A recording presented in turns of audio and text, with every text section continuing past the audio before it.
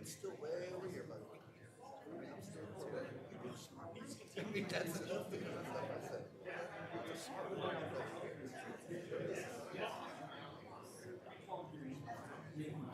Like I said, boy, that's a smart looking Jeep. Look pretty.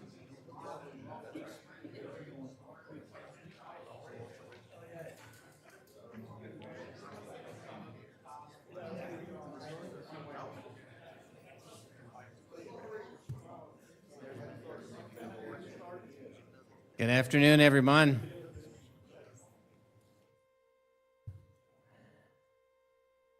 Well, that's all it took for everybody to get quiet. Quiet but powerful. These guys don't get quiet for me like that. All right, welcome to the evening meeting for the Flagler County Board of County Commissioners. Welcome you all. I'm glad to see you here this evening. We'll go ahead and bring tonight's meeting to order. Again, this is the Flagler County Board of County Commissioners for June 16th, 2025. It is 5:01 p.m. If I could have everybody stand for the pledge to the flag, please.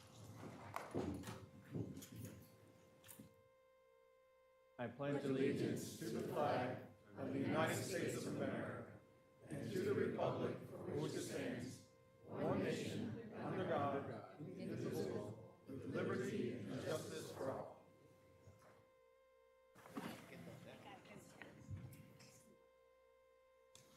At this time, we take a moment of silence. This is for individual prayer, reflection, or meditation. We take this time to honor and remember our first responders and the men and women in our military who keep us safe and protect our freedoms at home and abroad.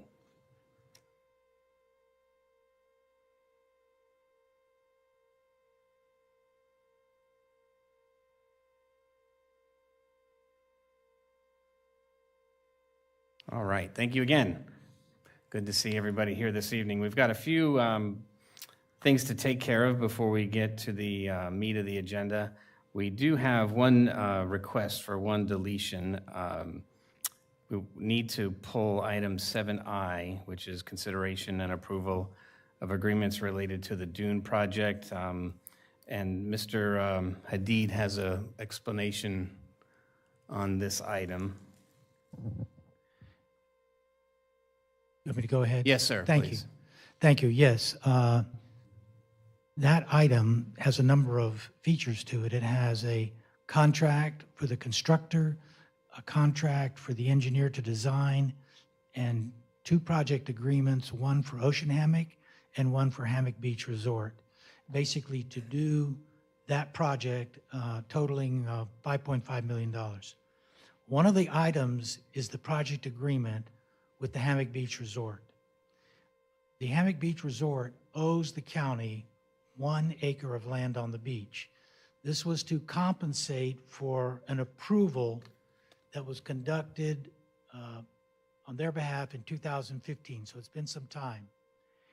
And the county granted additional land development rights, which would essentially enlarge the hotel and the facilities that would be on the beach, thus potentially changing the character of public access.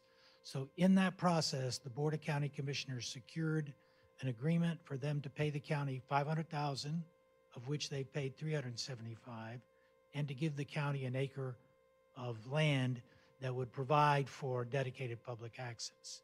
So in the document you have, it's one of the linked attachments. It has a picture of that particular site. We've not finalized that. We're still in the process of working on it.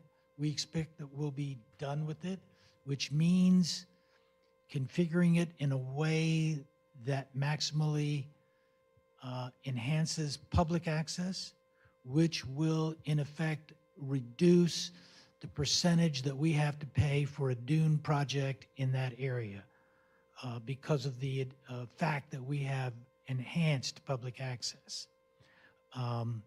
Now, the other items, you can go ahead and approve of that. I would suggest you go ahead and do it. What we're doing with respect to this one agreement, we're still in the development mode of finalizing what that parcel is going to look like, is that we will bring that back to you at your July 2 workshop and ask that you set a special meeting, because we can't do it in a workshop, a special meeting to consider that final agreement. That is the Hammock Beach Acquisition Group agreement.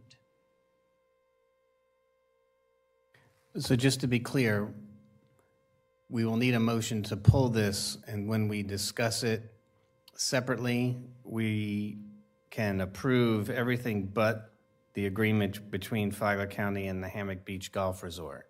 Yes, sir. Okay.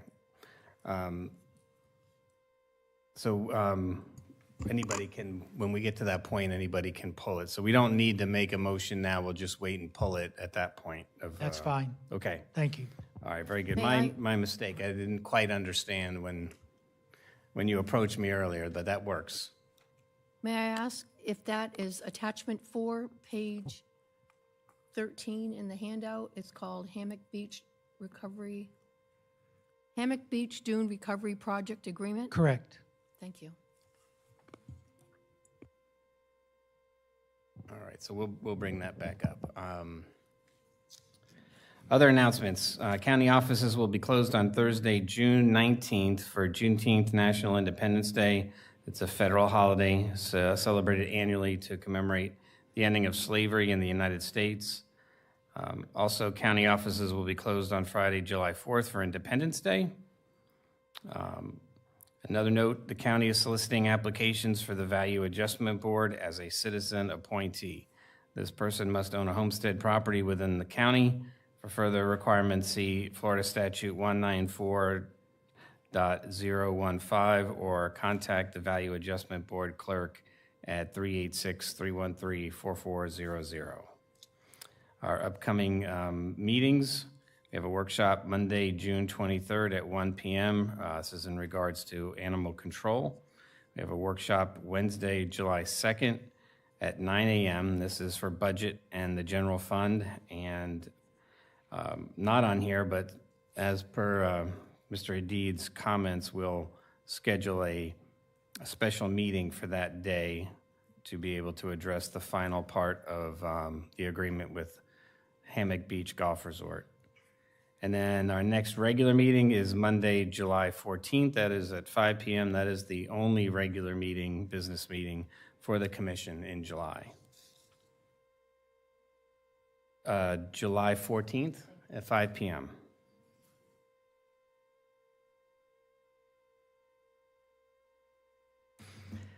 All right. With that, we will move on to our recognitions. Our first recognition is the Jail Stride Program. This was requested by Commissioner Pennington, so I'll give Ms. Pennington the floor. Thank you. I don't believe we have the recognition for them. Are they here in attendance with us today? Come on up. Thank you so much. Thank you.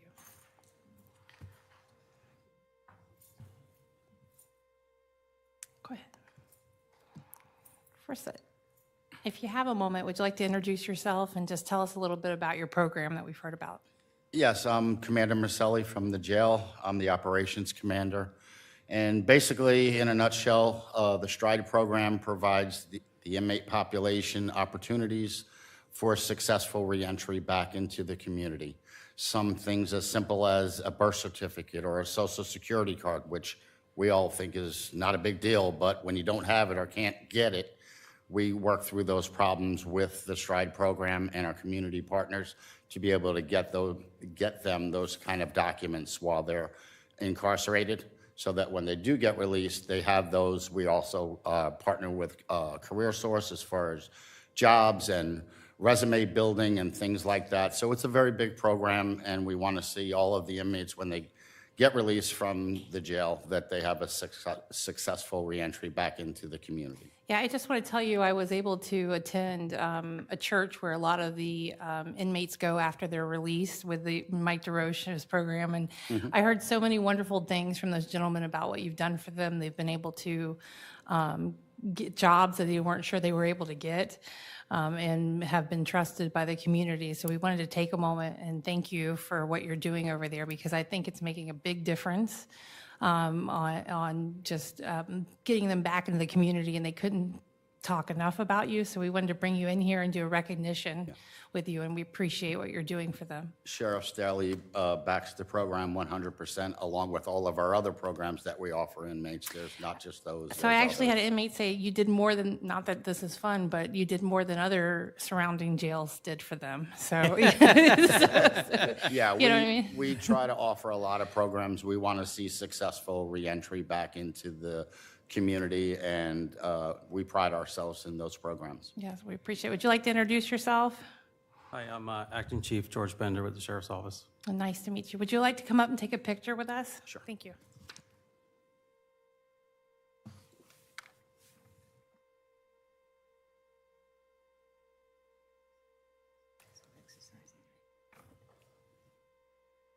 Slide to the right a little bit, gentlemen. We'll get you Yeah, centered center, up. right in the There you center. go. Yep. Okay, I'm gonna take a few more. Perfect, thank you. Thank you so much. Thank you, appreciate it. Yep. Thank you so much. Thank you, guys. Good job. Thank you. No, maybe it's me who got hacked.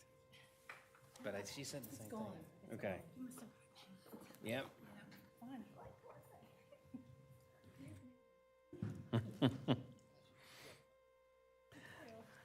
All right, next up for Commissioner Pennington. This is a recognition for St. Paul Missionary Baptist Church's 117th anniversary in the Espanola community. Yes. If you guys want to come on up, we'll go ahead and read. We proudly recognize and celebrate the 117th church anniversary of St. Paul Baptist Church, a historic and steadfast institution serving the community of Espanola. Under the dynamic and visionary leadership of Pastor Abram Jones, the church continues to build upon its rich legacy by launching innovative and impactful ministries such as St. Paul Cares.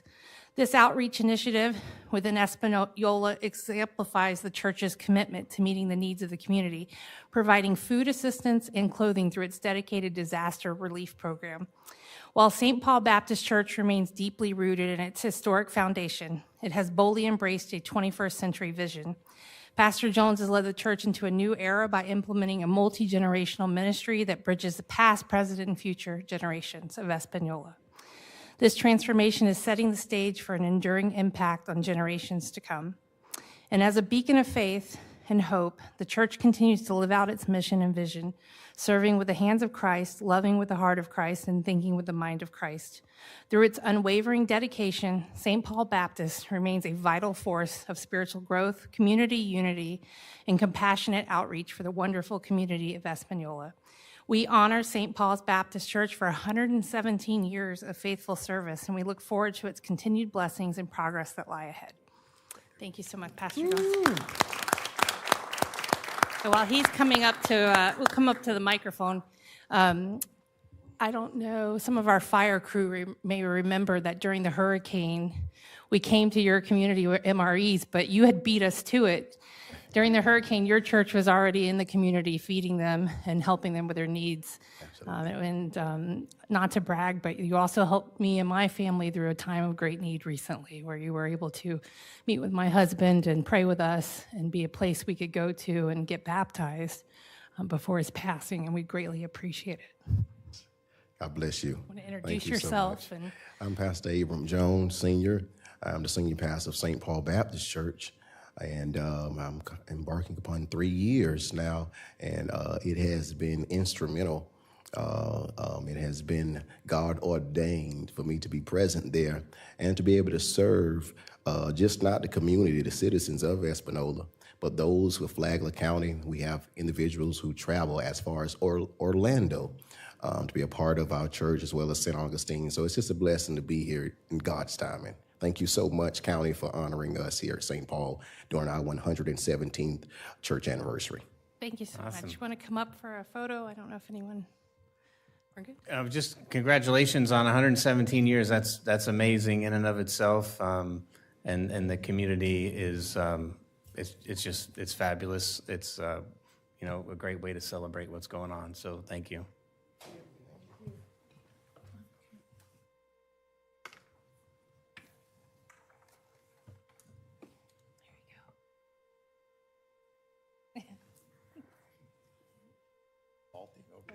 Do we have enough? There you go. Get in there, Larry. Where's Larry? That's gonna be funny. Okay, yeah, I see him now. I saw him in the back there. Hey, Larry. Hi, honey.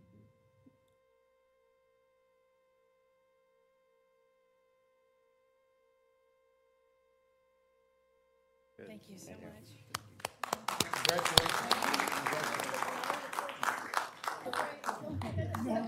Hey, Larry, did you open that church? No. Oh, okay. Did you open that church? That's mean. Tell her that's mean. Celebrate real good. Congratulations. Hey, Miss Mary. Thank you. I'm Thank good. Good to so see you. much. I didn't want to leave you out. Yeah, they're ice cold. That's what we do. We snow, we freeze it. God bless you. I hope you get some sun. Your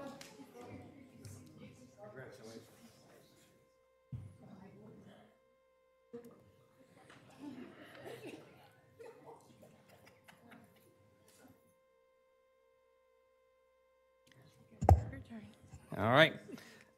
We have a proclamation for the Mosquito Control Awareness Week, June 15th through 21st of 2025. This is requested by Nicole Graves from the East Flagler Mosquito Control District, the outreach specialist. But Mr. Martin is here. Yes, I am. Welcome, sir. Thank you for having me, and thank you for recognizing National Mosquito Awareness Week. We have a proclamation Ms. Pennington is going to read. Yeah, it's because you're my neighbor, and that's why they were so. Yeah, but you don't feed me anymore. I don't feed him anymore. I fed him every day for years. I'm starving. No, I'm not. Fun fact, he's going to change his name legally to Mike Mosquito. So he goes all around. All right, this is a proclamation of the Flagler County Board of County Commissioners recognizing June 15th through the 21st, 2025 as National Mosquito Control Awareness Week in Flagler County. Whereas mosquito-borne diseases, including malaria, dengue, yellow fever, West Nile virus, Zika virus, and other forms of behavioral encephalitis have historically been a source of human and animal suffering, illness, and death in the United States and worldwide. And whereas an excessive number of mosquitoes diminishes our enjoyment of the outdoors, public parks, and playgrounds, hinders outdoor work, decreases livestock productivity, and reduces property values. And whereas residents can assist in the prevention of mosquito breeding areas by eliminating sources of standing water such as ornamental bromelates, clearing gutters of debris, refreshing pet water bowls regularly, properly disposing of any unused tires, and whereas it is important to encourage effective and environmentally safe mosquito control activities, and it is fitting to facilitate communication and education among the East Flagler Mosquito Control District professionals to improve the effectiveness of mosquito control operations in Flagler County.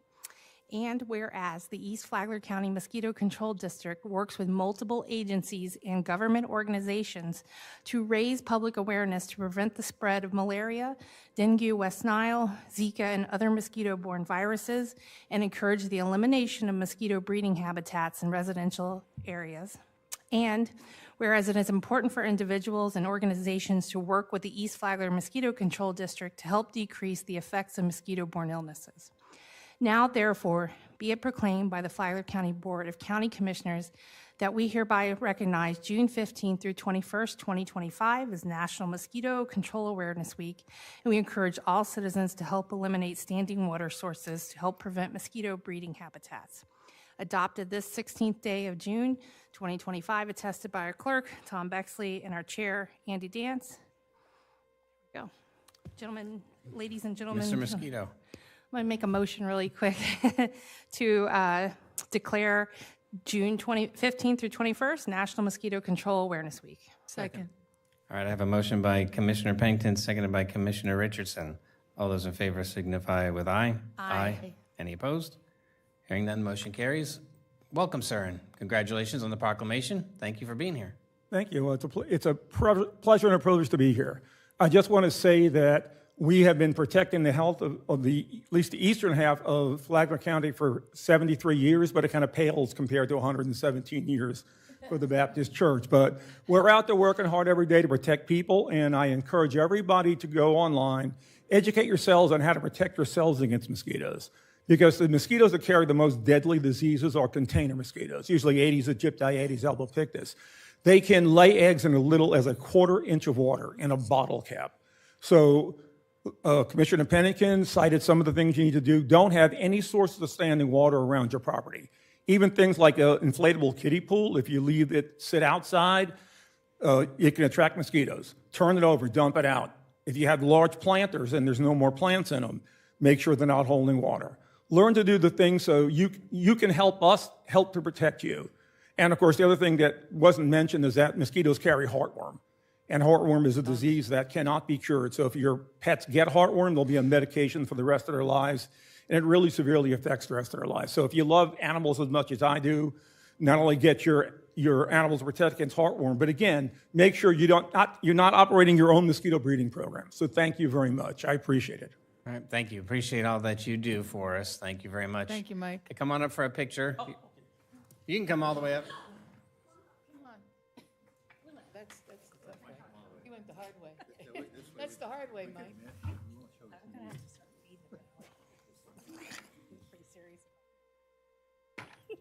my 5 favorite people in the world.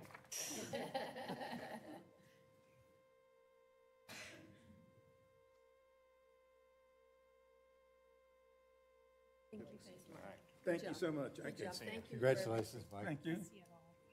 You go out the short way. That's the easy way, okay.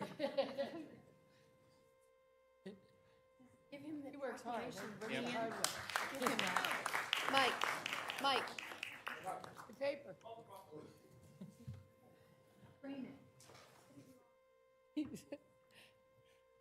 Could have just handed it next door, right?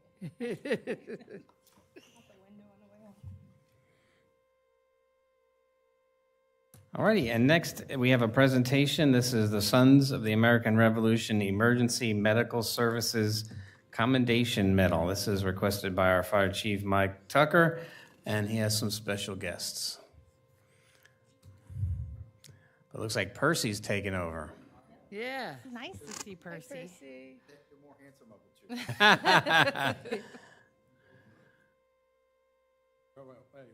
Keep going. Yep, there's the mic. That's the mic. I'm Charlie Hayes with the Sons of the American Revolution. This is David Hammond and John Fine. They're also members of the Flagler Society, the Sons of the American Revolution. And we are here today to honor someone who has done some outstanding duty. And I'm Percy Sales. I'm the Deputy Fire Chief. Chief Tucker's out on vacation, so you get the handsome guy. All right. All right. All right. I was just kidding about this. So I know this is recorded. It's I know, okay. that's why I don't think anybody disagreed with I you. was No, just we- clearing about, just kidding about that. But, you know, the Sons of American Revolution, each year they send out a memo to us and say, hey, listen, we want to recognize an emergency services provider that has done above and beyond the call of duty. And this year, when I received the nomination, we started looking back at all of the nominations we had received for the awards of the year. And I came across this one for firefighter, paramedic, and now rescue supervisor, Bo Kudoff. And I'd like to read it to you. It's okay?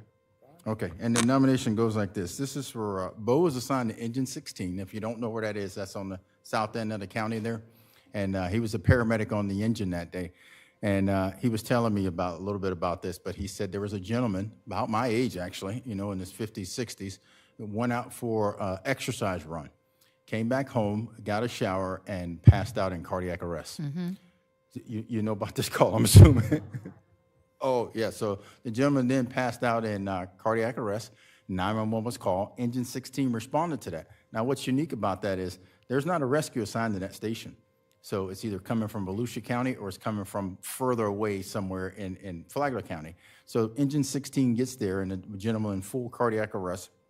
At that time, Bo, there's an EMT on the truck and another paramedic, but Bo ends up taking the lead on this call. He had to do defibrillations because the person was in ventricular fibrillation multiple times, started an IV and an IO, which is a feat within itself, had to push several medications, and before the ambulance even got there, got returned a spontaneous circulation back. So it was like kudos to Bo. He wasn't done yet. At that point, he not only, once he got the patient stabilized, he rode in with the rescue, did a 12 lead and a 15 lead. And I said, Bo, do you know how to do a 15 lead? I mean, that's a pretty advanced skill. He goes, yeah, I know how to do a 15 lead. Recognized what was going on with the patient, called a STEMI alert, transported the patient to the hospital. And this was like a miraculous recovery. So it was pretty impressive. So we nominated Bo and to the Sons of American Revolution, and here we go tonight. All right, the Emergency Medical Services Award. It was authorized in 2005 by the National Society of the Sons of the American Revolution to recognize the individuals that accomplish and/or do outstanding contributions in the area of medical emergency services. This award is intended for paramedics and certified emergency medical technicians and others in the emergency medical field who have performed an act or service beyond that normally expected. The reverse of the medal is, the front of the medal is a EMS badge. We have one here. And the reverse of the medal reads, "Our inspiration is from the past, our duty is in the present, and our hope is in the future." The medal is accompanied by an enameled bar suitable to wear on his uniform and a certificate for framing. The Flagler chapter, Sons of the National American Revolution, present this award to Bo Kirchhoff. Is that close? Yes, sir. All right.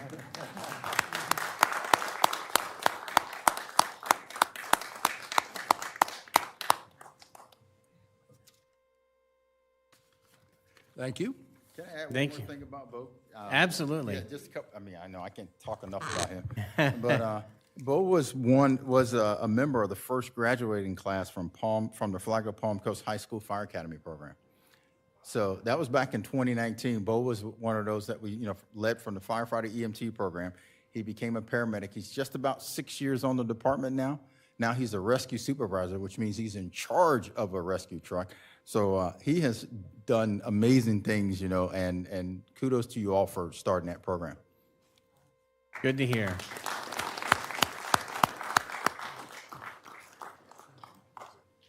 Speech, Bo, anything? You covered it all.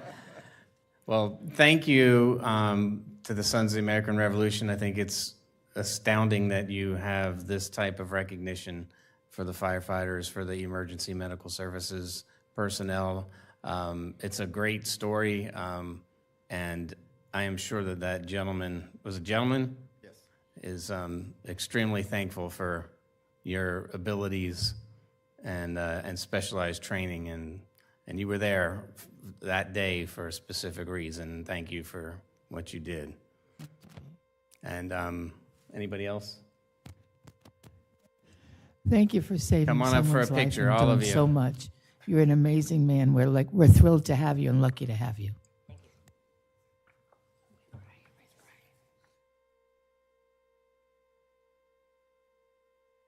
He's tall, Bo. He's tall. And I thought you was tall. I know. I'm gonna stand here next to Buck. Yeah. Makes me feel tall. He's tall again. Nobody will see my face. That's the idea. Come on over. You want to squirt over this way? Okay. I'll get behind first.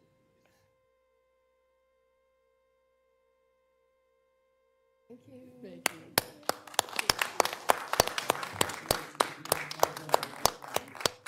Bo, congratulations. That's super. Congratulations. Go Bulldogs. Thank you very much. Go Dogs. Thank you.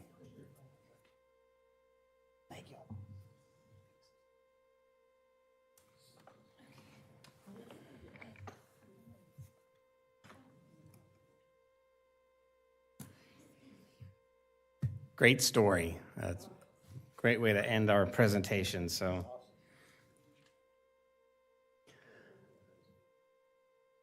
yep, there goes Bo's family. Wave family.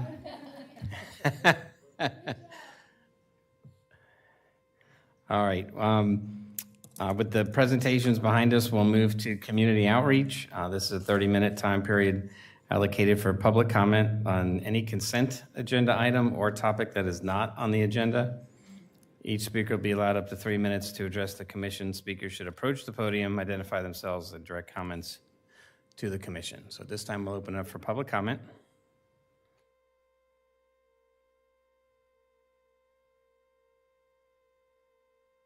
Welcome.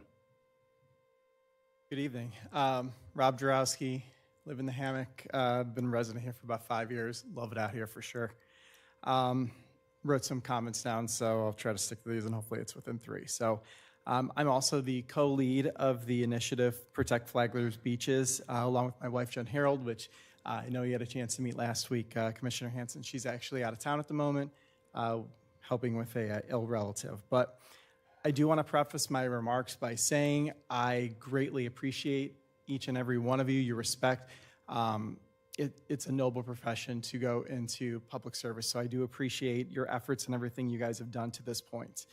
I do believe, though, that there are certain needs that come in front of this commission that are more important than others, or that came across wrong, but you understand what I'm saying. And I really think our coastline is our biggest local economic driver. It's also obviously a big protection against tropical storms, and it very much impacts the entire area. So I feel like this is something that deserves attention above almost anything else, because if we can't get this right, then almost nothing else matters within this county area. I'm an accountant. I like numbers, so I tried to dig into some of the budgets.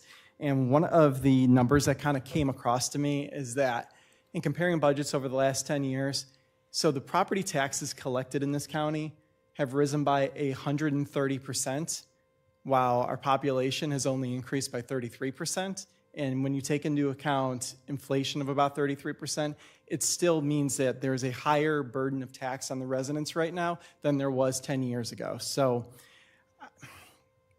I understand there are other factors at play in terms of revenue that comes in, but I think this board really needs to be more transparent in talking about those issues that have impacted your revenues, what's come in, and why there's more of an dependence upon the actual residents of the county then.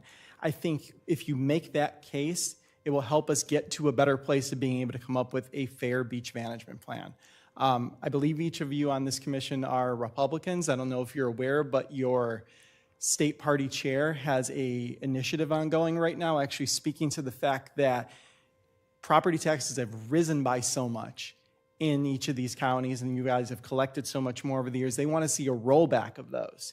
So there's that. I don't know what the governor or others would say at this point, but I think there needs to be better communication on this issue. I mean, I want to see specifically, where is our money going?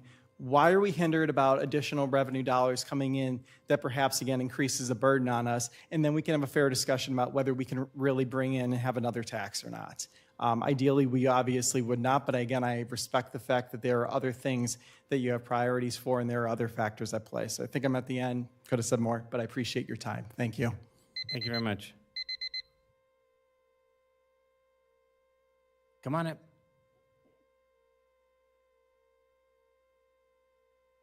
Welcome. Hi, my name's Savannah Brinkworth.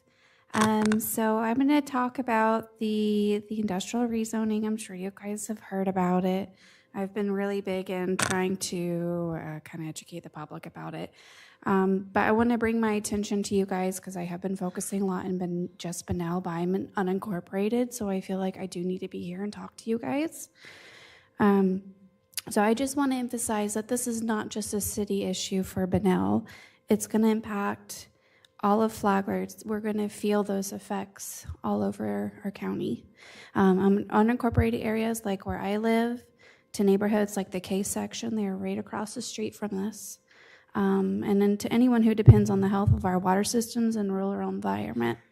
The land in question is across the road from Black Branch Swamp and lies eastbound of Black Point Swamp, two major wetlands that play a vital role in flood protection, wildlife movement, and natural filtration.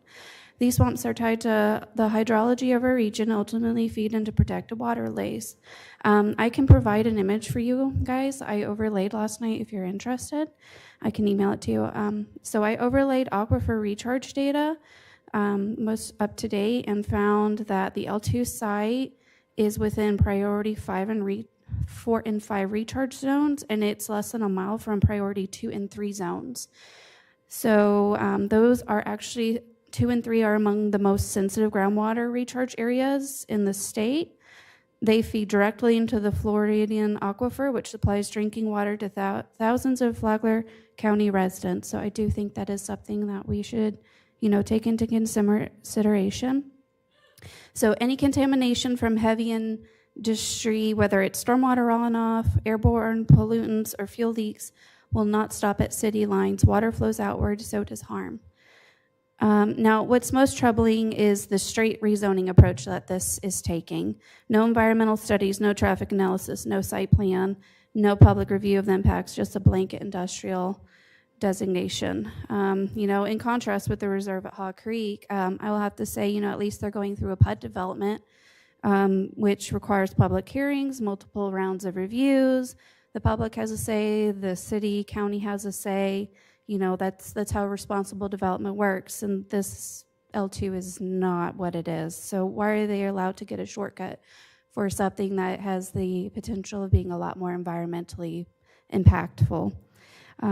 So, commissioners, this land is zoned agriculture for a reason. It protects our rural identity, our drinking water, and our long-term sustainability. Turning it into an industrial zone with no studies, no plan, and no regional coordination puts all of it at risk. I do want to ask that you explore whether legal standing exists for this or not. I appreciate you guys and for being here doing what you do. Thank you very much. Yep. Good job. Hi there, I'm Darlene Shelley. I live in the K section in Palm Coast. I've been a resident of Palm Coast since 2012. I just want to echo on a few of the points the last speaker brought up, some of which I've already spoken to you and emailed each of you extensively on the safety, health, and welfare concerns that we have with the Flagler Executive Airport. The only thing more hazardous to a potential environmental catastrophe is one that's already unfolding in front of us. We know from reports from the EPA that single-piston aircraft, such as the training flights that circle overhead on average of 520 times a day in Palm Coast and Bunnell, factually operate on avgas, which still contains lead, and they believe, they have strong suspicion that it actually causes autism and learning disabilities in our children. Lead in any amount is hazardous to children, to adults, to all humans, including pets. There is no safe level of lead. There's been incorrect information put out that Flagler County has de minimis amounts of lead. It's misleading. I'm hoping that it's not purposely misleading. We know that the last results of anything that was put out as far as the amount of lead, in 2008, it was 720 pounds in Flagler County, and then they stopped keeping track. So we know that it's happening. We know that the emissions are in the air, that lead has a tendency to get into the ground, it penetrates. So when you're testing 0 to 2 inches, you are not finding lead because of the leachability factor. You may have heard the saying that you don't invite ants to a picnic. You don't invite mosquitoes to a picnic. You eradicate them.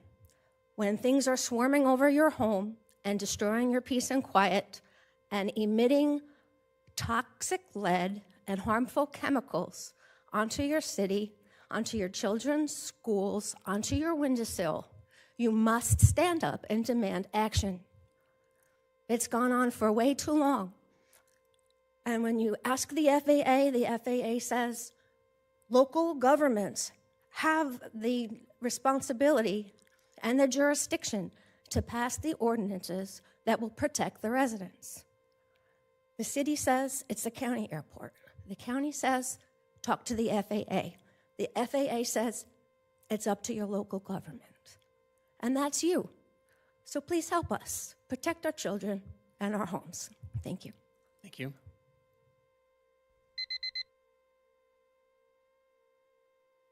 Mike Martin, live in Palm Coast. I just want to point out to anybody who's interested that the county budget is a public document.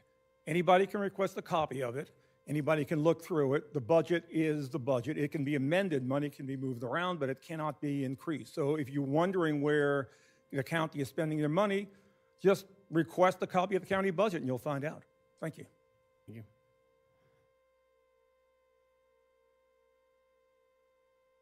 Anybody else for public comment? All right, seeing none, we'll bring it back. Mr. Martin, I would add that we have a pretty detailed transparency page on the Flagler County website. So anybody can enter their specific home address and be able to look at the breakdown of where your tax dollars go. But beyond that, even all that anybody needs to do, even if it's somebody wants to review with finance and ask for an appointment, they can come, probably call any of us, and we'll invite them in and go over that with them as well if they have specific questions. Happy to go through that. There's no doubt during periods of growth here in the county that when property values were increasing and a lot of construction going on, that there was additional revenue that came into the county. But I think like you said, you look back and look at where those funds were allocated to each of the constitutional officers, and it'll be pretty revealing. Anybody else with comments, answers to public comment? Could you ask for, I don't know which meeting it was when Miss Darlene was here. There was some discussion about lead testing alternatives. Sean, I'm going to point to you, but I'm not positive you were in that seat, where there was a comment about, yes, there are other ways to test the lead, and were we not going to look into other ways of testing lead besides the company that we hired to do the soil testing? There was a gentleman here from who had a career in the EPA, and he mentioned that there are more thorough methods of testing. And I don't know if that has gone anywhere. I know the test we did do, I believe it cost several thousands of dollars, maybe $5,000, and it wasn't something that is required of the county. And so to do the more thorough testing would incur those additional costs. I don't know what those are, or if the airport director or Ms. Petito is interested in pursuing it, or if this board wants us to follow through on that. But I'm a little out of the loop in terms of if it went any further than that. I just, I would like to put at least one thing to bed on this airport situation and the people that live there. If there is a burning desire to have lead testing done, I do not believe it's on the citizens that are telling us or suggesting to us that there is a lead problem. I think it's incumbent upon us to prove there isn't. Lead is not a good thing. Mr. Seeger has mentioned before that the fuel industry for the airport is looking at reducing the lead in the fuel, and there's been no movement on that for several years. I don't know if they have any testing to support their decision not to remove the lead. We do have a unique situation here with houses being so close to the airport that I don't know it's not worth one other or any type of study. So the EPA would definitely be the route that we could go to seek more information. Would you agree? Yes. Okay. Yes. I think we can at least find out what it would cost. Okay. So could we get, Chairman, could we talk about the possibility of doing additional testing besides the soil test that we had done? Well, sure. I believe, and Mr. Seeger may be able to, if there was going to be additional research during the master planning process into that, or you can shake your head if not. Okay. So I guess really through the RFP process is the only way you'd be able to do it. You need to be able to talk to more than just one speaker and one source that came to us. we would need to be able to have input from different people and different opinions on what actually needs to be tested. And we can always maybe reach out to FAA if there's some experts in the field that could come back and speak to us. But I think the next step would be to research a little bit more from our end. I respect the person that came, but that's one opinion. But it potentially affects a lot of people. So it is an opinion, and you're right. I mean, she doesn't come with data, but lead comes with known problems. I mean, we deal with lead paint in our industry all the time. I mean, there is a lead issue. So I think it would be, and if it's not going to be in the long-term plan or the strategic plan or master plan, then it should be an outlier that this particular issue should be looked at. I'm not suggesting spending gobs and gobs of money on it. I would just like more information than the zero lead report that we got and this one or two citizens saying we have it. Chair, just a point, she did provide data. There's actual issues going on in California where airports are shutting down, children are testing higher. So that was provided. And I was going to ask Mr. Seeger, with the lead testing we had, do you know the inch depth? I can't recall that you tested to. Sure. 4 inches, is that what you said? 2 to 4? Maybe we can, if you can resend and provide that information to us, and maybe we can come back and discuss this at another date. Would that be all right? Yeah, I'm fine. I mean, the Doesn't need to be a intent. workshop, just maybe we'll just take that data and I mean, I know staff purposefully Let's get went it to an expert in the field to get this done because Yeah. of the comments that were brought back to us. So, is there multiple different ways to test for lead? I'm not the expert. I don't know, but we hired a scientist to do it. So I do think you need to be conscious of the cost. So if we're going to do additional lead testing, then we need to bring back some additional information on the types of analysis that's required and the cost if you want to look at that. Well, I'm not so, I don't know that lead purposefully falls into the ground. There's lead, if there's lead in the air, if there's lead that gets into the homes, just the fact that we tested at one end of the runway and the other end of the runway, I don't know that how big of a study this is in comparison to other airport studies or other lead studies, but there seems to be a lingering concern that there is lead emitted at the airport. So I'm willing to look at whether or not we need additional data or funds to get the data in light of the fact that we're not going to get it through the airport plan. So I would just say that I would make sure everybody, again, has a copy is sent to everybody in their email so that they can read through it. There was more than just 2 places at the end of the runways that were tested. So there's multiple, and actually the sample closest to Highway 100 was where there would be a slightly higher reading, and that was closer to where the automobiles are. Right.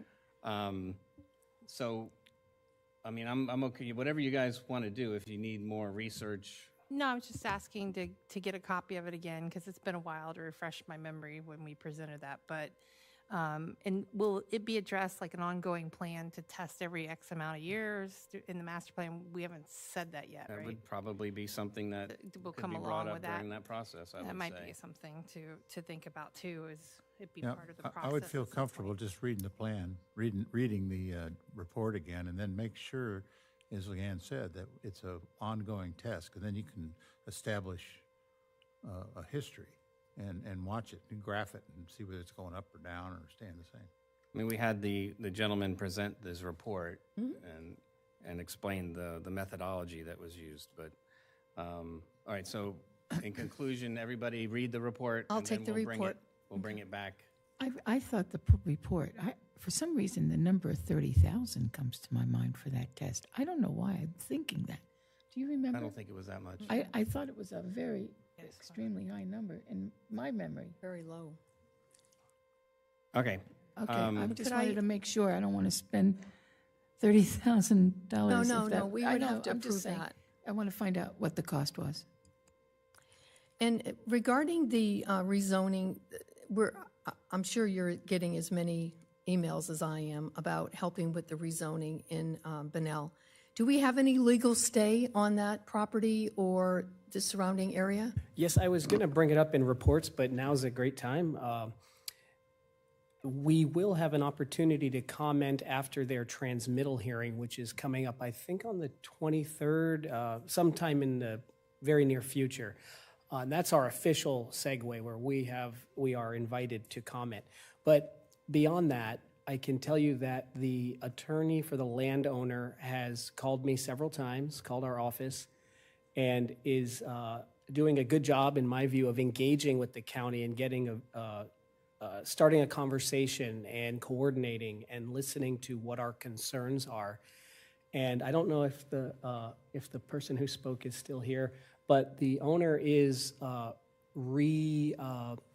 reconfiguring the request. And so instead of just all 18, whatever number of acres, it's a very large piece of land. Instead of the entire thing being heavy industrial, they're going to have the heavy industrial along the railroad track closer to the eastern side of the land.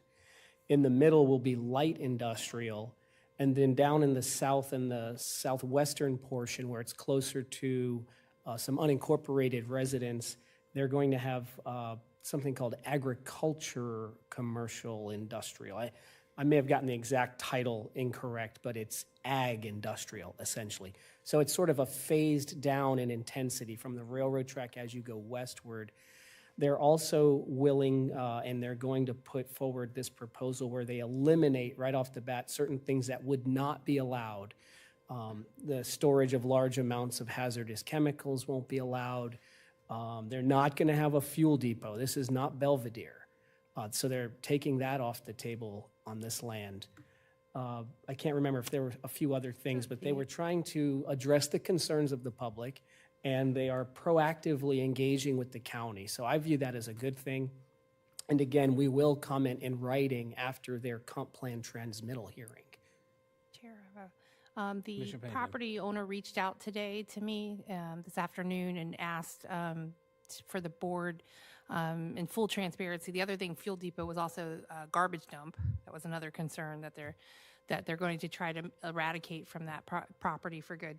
But they reached out, and she actually asked if the board would consider allowing Mr. Moylan to be in attendance again, as he was at the reserve, because you proactively tried to work with the city on the Haw Creek Reserve. They didn't address the lettering you sent or anything like that. She'd like to get ahead of any of the county's concerns as far as on fire, impact to roads. She'd like that brought up in that meeting so that they're trying to address it proactively so she doesn't, they can see everything up front.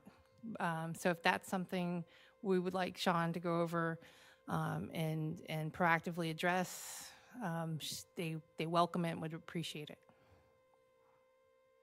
Sounds like we're making a little headway with some of these. Yes, I think so. Yes. All right. I guess the point is stay in tune with the public documents that will be released by the city of Bunnell. So right now, I checked their agenda. Nothing's been posted yet.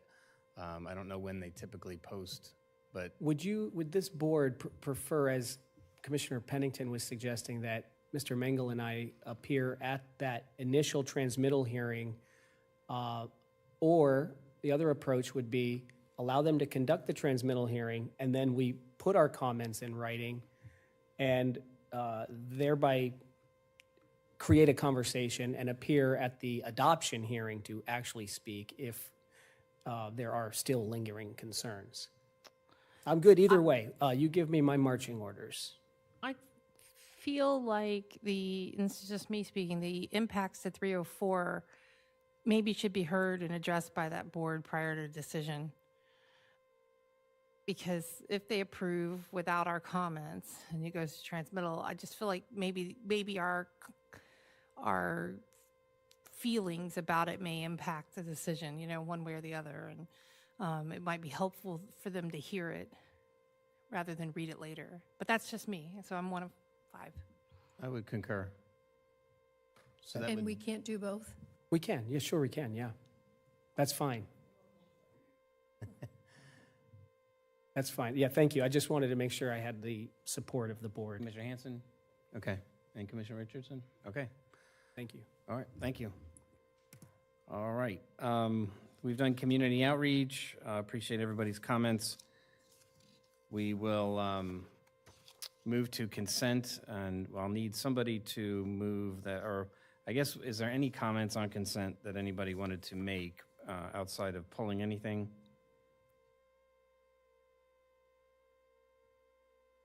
And if not, we will pull 7I so that we can discuss the approach to take on 7I. As pardon me? 8A is business. So we will talk. Yep. Mm-hmm. Yep. All right. So we'll pull 7I. Mr. Chairman, I move we approve the consent agenda with the exception hold on. of 7I. Greg, hold on 1 second. Okay.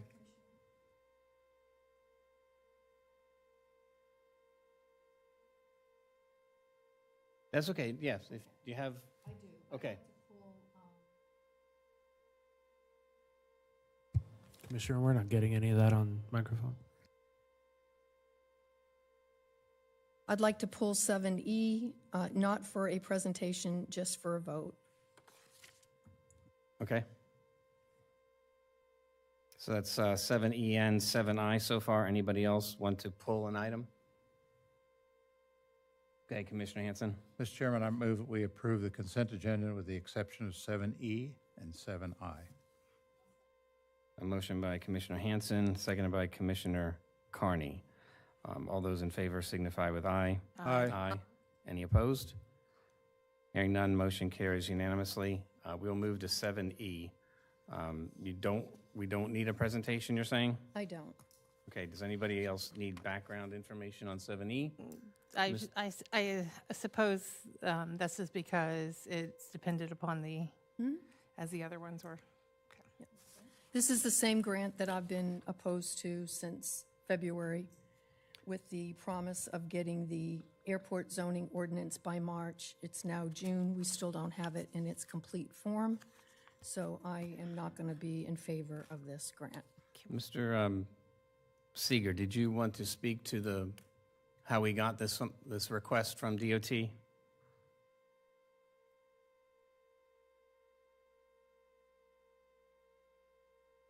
you have a specific question? No,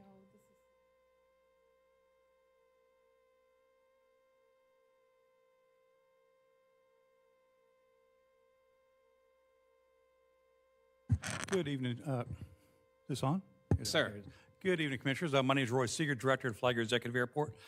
So in front of you, you have the final PTGA or final amendment to this project for the General Aviation Terminal facility.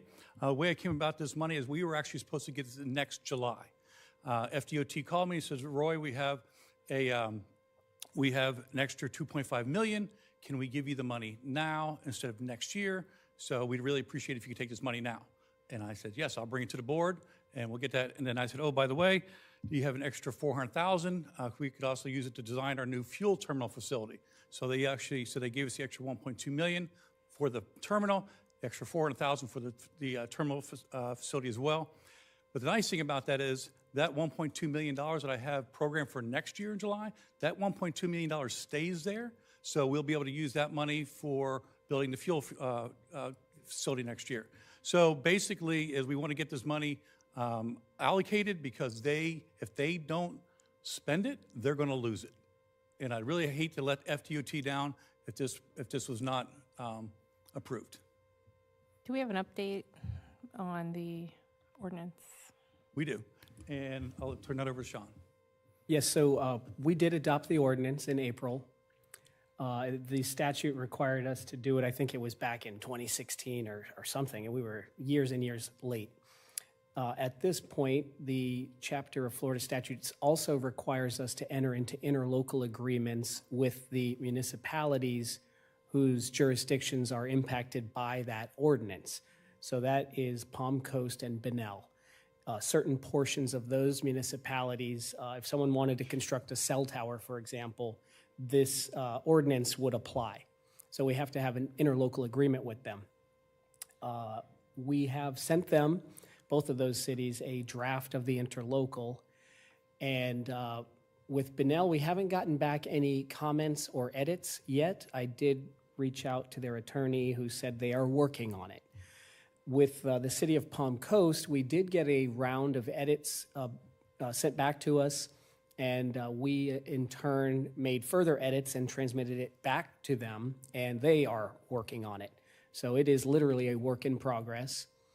The Palm Coast edits, they wanted us to follow sort of their technical review committee protocols, and that's fine, but we have to fine-tune them exactly what they are. They also started to sort of go beyond the scope of that interlocal and make it more into a joint planning agreement. Now, we already have a joint planning agreement with the city for lands around the airport, and I have no problem working on that with them. Indeed, it does need updating. It's dated, and we should update it. But this interlocal is specific to the airport zoning ordinance. It has to do with those obstructions that we talked about before. You can't have a landfill at the end of a runway, things like that. So I wanted to make sure this particular interlocal stayed narrow in scope. Joint planning, we can work on that by amending the other agreement that's already on the books. And they had one further request. They suggested that a city planner should be a member of the committee that is going to guide the update to the master plan. And I said, that's fine. It's up to our county commission ultimately who's on that committee. But that doesn't need to be part of this interlocal on airport zoning. Now, getting back to the matter at hand, in terms of the grant agreement that's before you, it has a provision in there that requires us to certify that we will comply with Chapter 333 Florida statutes. So we complied by adopting that ordinance, albeit very late, but we did do it. The statute had a deadline for that ordinance, and we missed it. There is no deadline for the interlocal. It just says you need to have one. And again, the grant agreement says we will comply with all applicable laws, including Chapter 333. So in my legal opinion, we are not in violation of this grant agreement by not already having that interlocal adopted and on the books. It's a work in progress. We will get there. It's going to take some time, but we'll get there. Okay. Thank you for that. Sure. Yes, sir. I'm good. Okay. Oh, yep. So DOT, I just want to make sure, DOT reached out to you. Correct. We have money we want to give you. Right. Instead of the And we need to opposite. Probably put him in charge of our other. Instead of the opposite way where we're submitting grants or replying to grants and asking. Right. And the big thing is they need to have this money allocated by June 30th. Okay. Because that's the end of their fiscal year. Okay. It works. If you don't spend it, you don't get it next year, right? Correct. That's the way it works. Right. And that, like I said, that airport turned in inefficient as it 2.5 is. million, and we got the windfall for that. All right. Thank you. Thank you. All right. At this time, I'll open up for public comment if anybody wishes to address the commission on this item.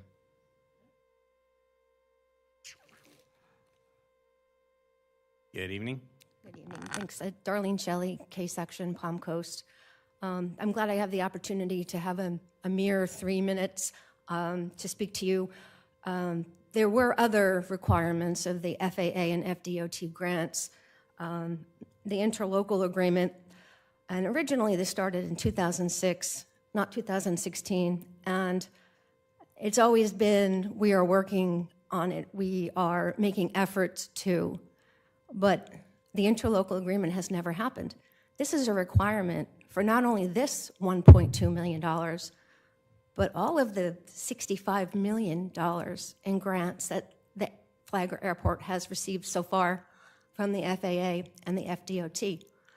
My concern is the city of Palm Coast cannot afford to make the changes to Old Kings Road that are a decade overdue.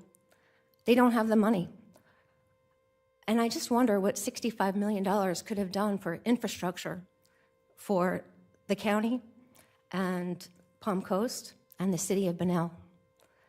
This is our tax money that we've put in that they are begging the airport to take.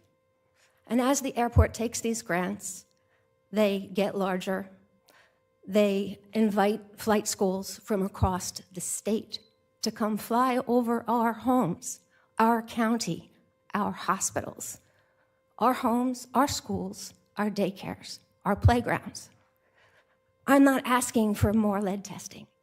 We know that single-piston aircraft, these training aircraft, emit lead. We know the lead is there. We know that it's harmful. Don't waste any more of our money on testing. It's very simple. All you have to do is amend the airport rules and regulations that haven't been updated since 2008. Another part of your grant requirements are ensuring that the airport is self-sufficient. It's not. If you read the P&Ls, what you're going to be voting on next, how much of our money is going to the airport, I want to say $65,000 a month on avgas fuel. That's the fuel that has lead in it.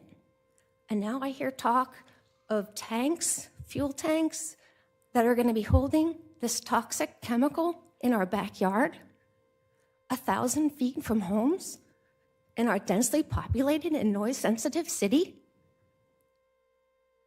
This is unbelievable that we're at this point in time after a decade of the residents fighting for their lives, for their peace, for their children. I am shaking right now because it's so heartfelt for me and my children and grandchildren. Thank you. Thank you. Any other public comment on this issue? All right, seeing none, we'll go ahead and close public comment, bring it back for any internal extra discussion on the dais or a motion.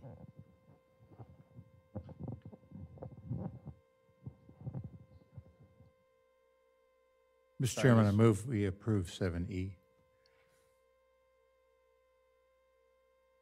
I have a motion by Commissioner Hanson. Is there a second? I'm going to second. A second by Commissioner Pennington. Have additional discussion?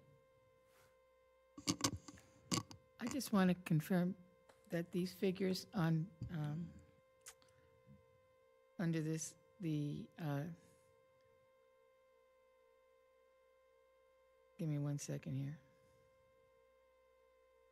This $1,200, is that the 25 FDOT we're voting on, or the 26? I'm sorry, on the backup for 7C. There's 2 FDOT amendments to the PGA. One for 1,200 and one for 1,200. That was the second 1,200, correct? 1.2 million. 1.2 million. Okay, so it's 1.2 million. I have zero problems. I can't count that high, okay? It's not in my vernacular. Thank you. It's been a full day. So the second one is for 2026, correct? You know what I'm talking about? I'm trying to find it on the agenda. Yeah, 7C. 320,000. We're on 7E. Yeah, so funding sources. Yeah.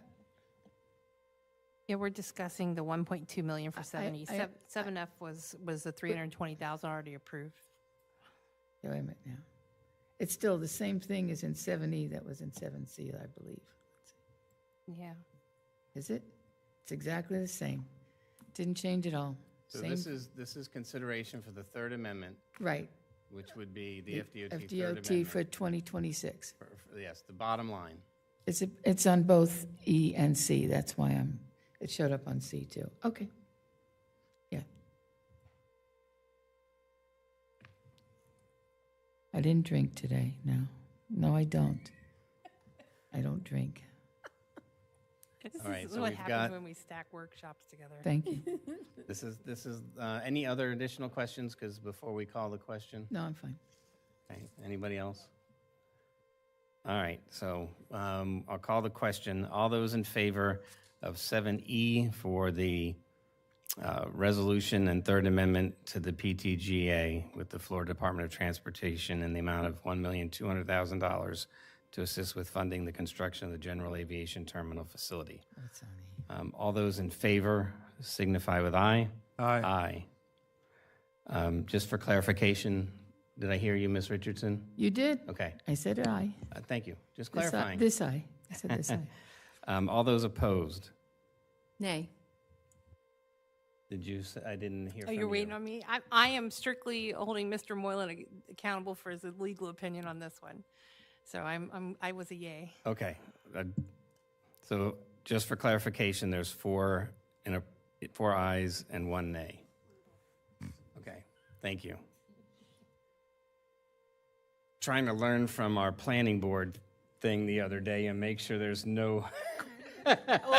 We should call the vote. Clerk, Yes, call right. the vote. Don't forget that one, Andy. Pardon Clerk, me? Clerk, call the vote.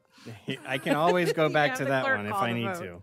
Absolutely. All right, thank you, everybody. 7I, this is the consideration and approval of the 11th Amendment to Construction Agreement, Flagler County and Eastman Aggregate. 2, First Amendment to the Professional Services Agreement between Flagler County and Moffett and Nichols. 3, Project Agreement between Flagler County and Ocean Hammock Property Owners Association. And those 3 we will be considering as item 4 will be moved to July 2nd and workshop and also a special meeting. I got that right? Yes, sir. All right, good deal. Good evening. Should I start? Absolutely, go Yep. right ahead. Good evening. The item before you is for your consideration and approval is a couple of contract amendments, one with Eastman and one with for construction of this dune recovery project, and one for design and construction, engineering, and inspection of that work. In addition to 2 agreements with the Ocean Hammock and Hammock Beach associations. The item for your consideration is due to the severe impact and erosion to the dune system along 2 miles of the coast from on the south side from Jungle Hut to southern boundary of the Malacompra Park. This is basically monument, FDP range monument 35 on the south to 24 on the north side. The plan is to place about 6 cubic yard per foot along this 2-mile segment in preparation and for the hurricane season. As I said, there's deep scarps along this section, and this is an emergency measure that is being planned for not only this section. In the previous meeting, you approved the Hammock Dune Reach area, which is currently under construction, and we have the contractor Eastman to honor basically the price that they provided us back in 2023 for the dune recovery project, and that contract with Eastman is in the amount of $5,062,670, and the contract amendment with Moffett and Nickel for the engineering design work and the construction inspection efforts there during the construction, and that would include the environmental monitoring, which is pretty extensive at this time of the year. That is in the amount of $369,975. The entire work would be done under the emergency final order. Like I said, we are under the emergency final order, and that would be used for our permitting process. With that, the agreement with the Ocean Hammock is in place, and like Mr. Hadid indicated, the one outstanding, which is expected to be completed by July 2nd, is the Hammock Beach agreement that is being worked on. With that, I'll be glad to answer any questions you may have. Great, thank you. Appreciate that. So this is, again, we're focusing on items in 7I, 1, 2, and 3. If there's any questions for Mr. Tabassian.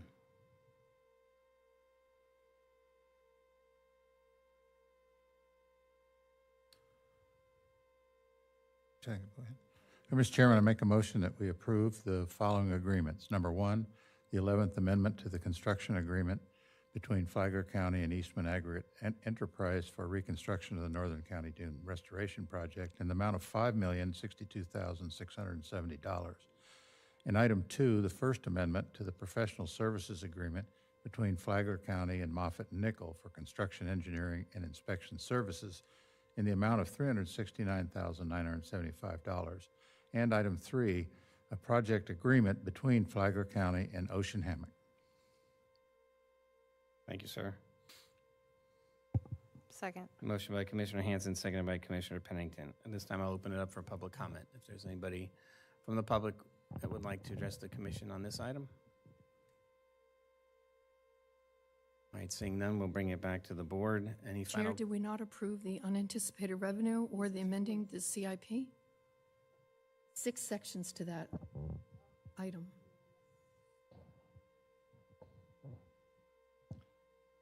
Mr. Chair, I think we can defer those to that special meeting because it will complete the constellation of the agreements. All right, so 4, 5, and 6 will be moved to the next meeting. To the special meeting that Right. was announced earlier. All right, thank you for that clarification. Motion remains the same. Motion and second remain the same. We'll move those items under 4, where it is the language for requesting the board. We'll move 4, 5, and 5 to 4, 5, and 6 to the workshop and special meeting. All right, thank you for that. Any other questions? Okay. With that, I'll call the question. All those in favor signify with aye. Aye. Aye. Any opposed? Hearing none, motion carries unanimously. All right. And we will move to general business. This is the contract consideration for 90-day interim county attorney. This will be presented by Charlie Picano, our Human Services Director. And Jorge, back from vacation.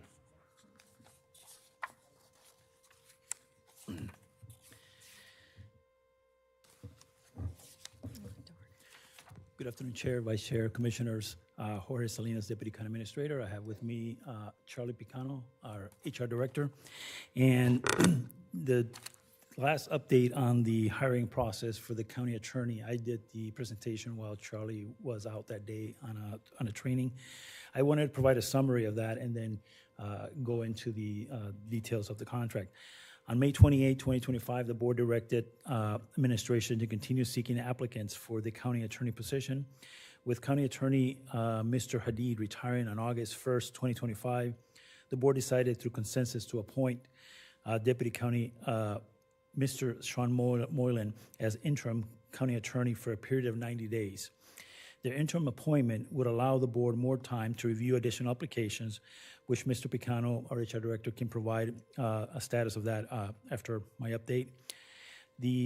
A contract for Mr. Moylan's appointment as interim county attorney has been prepared for the board's consideration and has been included in today's agenda packet. In terms of the highlight of the contract appoints Mr. Moylan as interim county attorney from August 1st up to October 31st, 2025, a 9-day period, and would allow automatic extensions to this appointment until a permanent county attorney is hired. Upon hiring a permanent county attorney, Mr. Moylan will return to his role as deputy county administrator if he's not selected as the county attorney. The salary for the interim county attorney appointment is $175,000. The contract provides for standard senior level staff benefits, including leave, retirement, insurance, as we have now. Either party may terminate the contract with 30-day notice after this, which Mr. Moylan returns to his deputy county attorney role. I would open up for any questions. Questions? I don't have a question. I have a comment I have to make. I spoke a little prematurely at that meeting, I feel. I'm wondering if we're losing the opportunity when you appoint someone into that role, that we're losing the opportunity of maybe getting more people applying for it. They'll feel that they're second choices, not first choices at some point. Like the gentleman who came in here that day and was insulted, that was also one of those attorneys who did make the application. I understand, if I'm not mistaken, that we don't have to have that role filled until we're prepared to fulfill it. We don't have to put someone in there. Sean can continue to act in his current position without having a senior, I don't know what the term is for Al today, deputy? He's county He's attorney. the deputy? County attorney. Director, right. So rather than have to get in a director at this time, it leaves it open so that people with that 90 days that we were looking for to be able to go ahead and market and look for somebody who would be able to take that role. It's just something I want to make a comment on because I rushed to, well, let's get this meeting over with. And I just think we have an opportunity to maybe open up the door to more people because that's an opportunity. And yet he would still be in the capacity he's in right now. It would just not change his financial situation or his position as the county attorney, but still be the deputy attorney. And it's nothing on a personal level. This appointment is an interim appointment. For example, if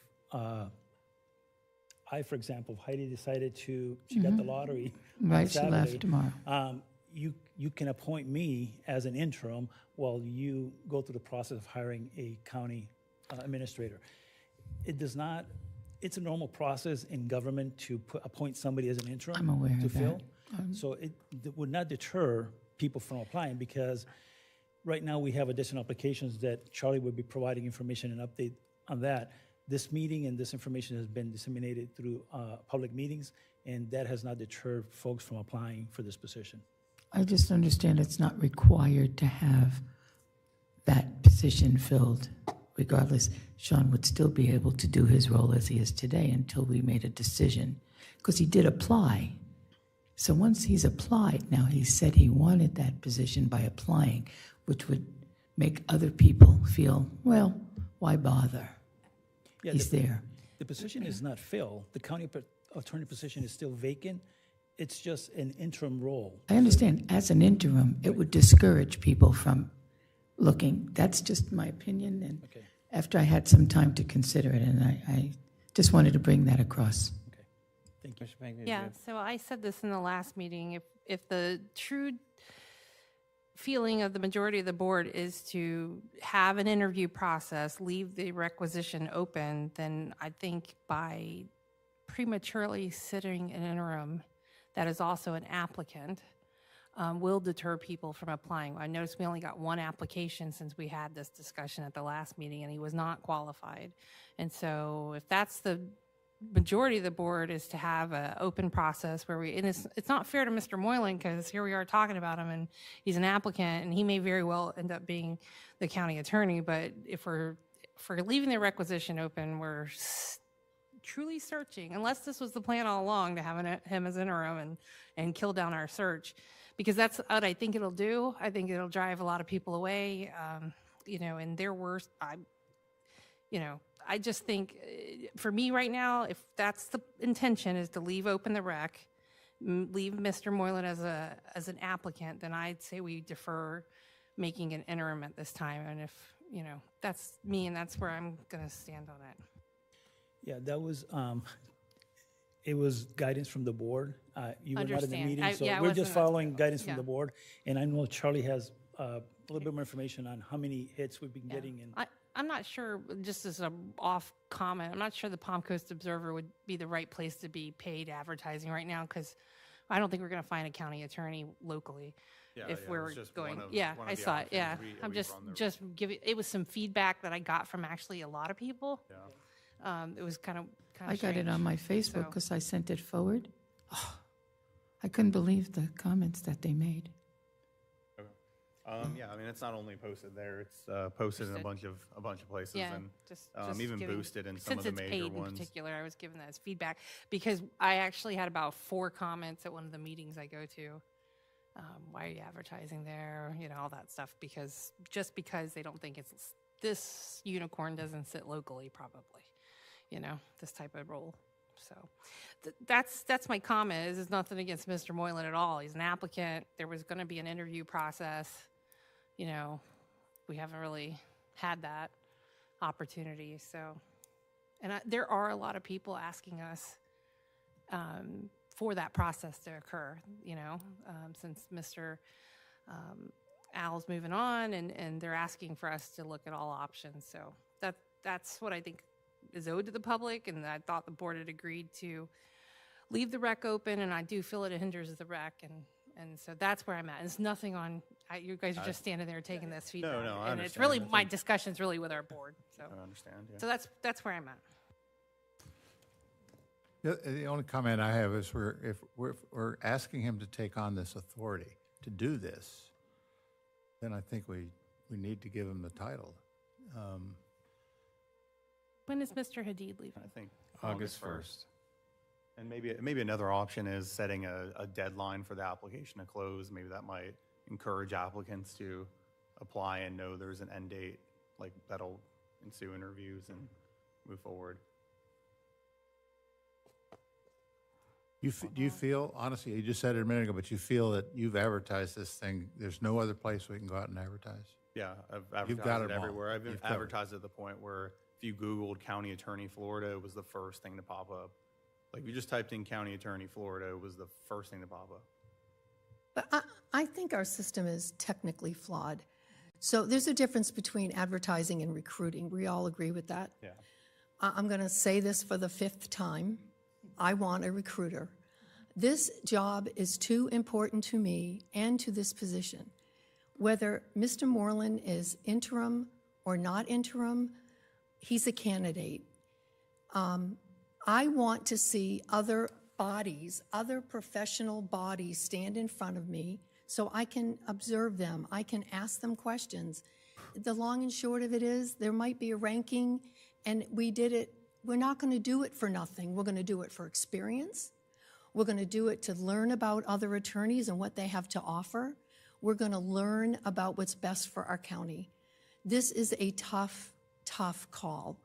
And you did, through your presentation, give some financial $30,000 to $40,000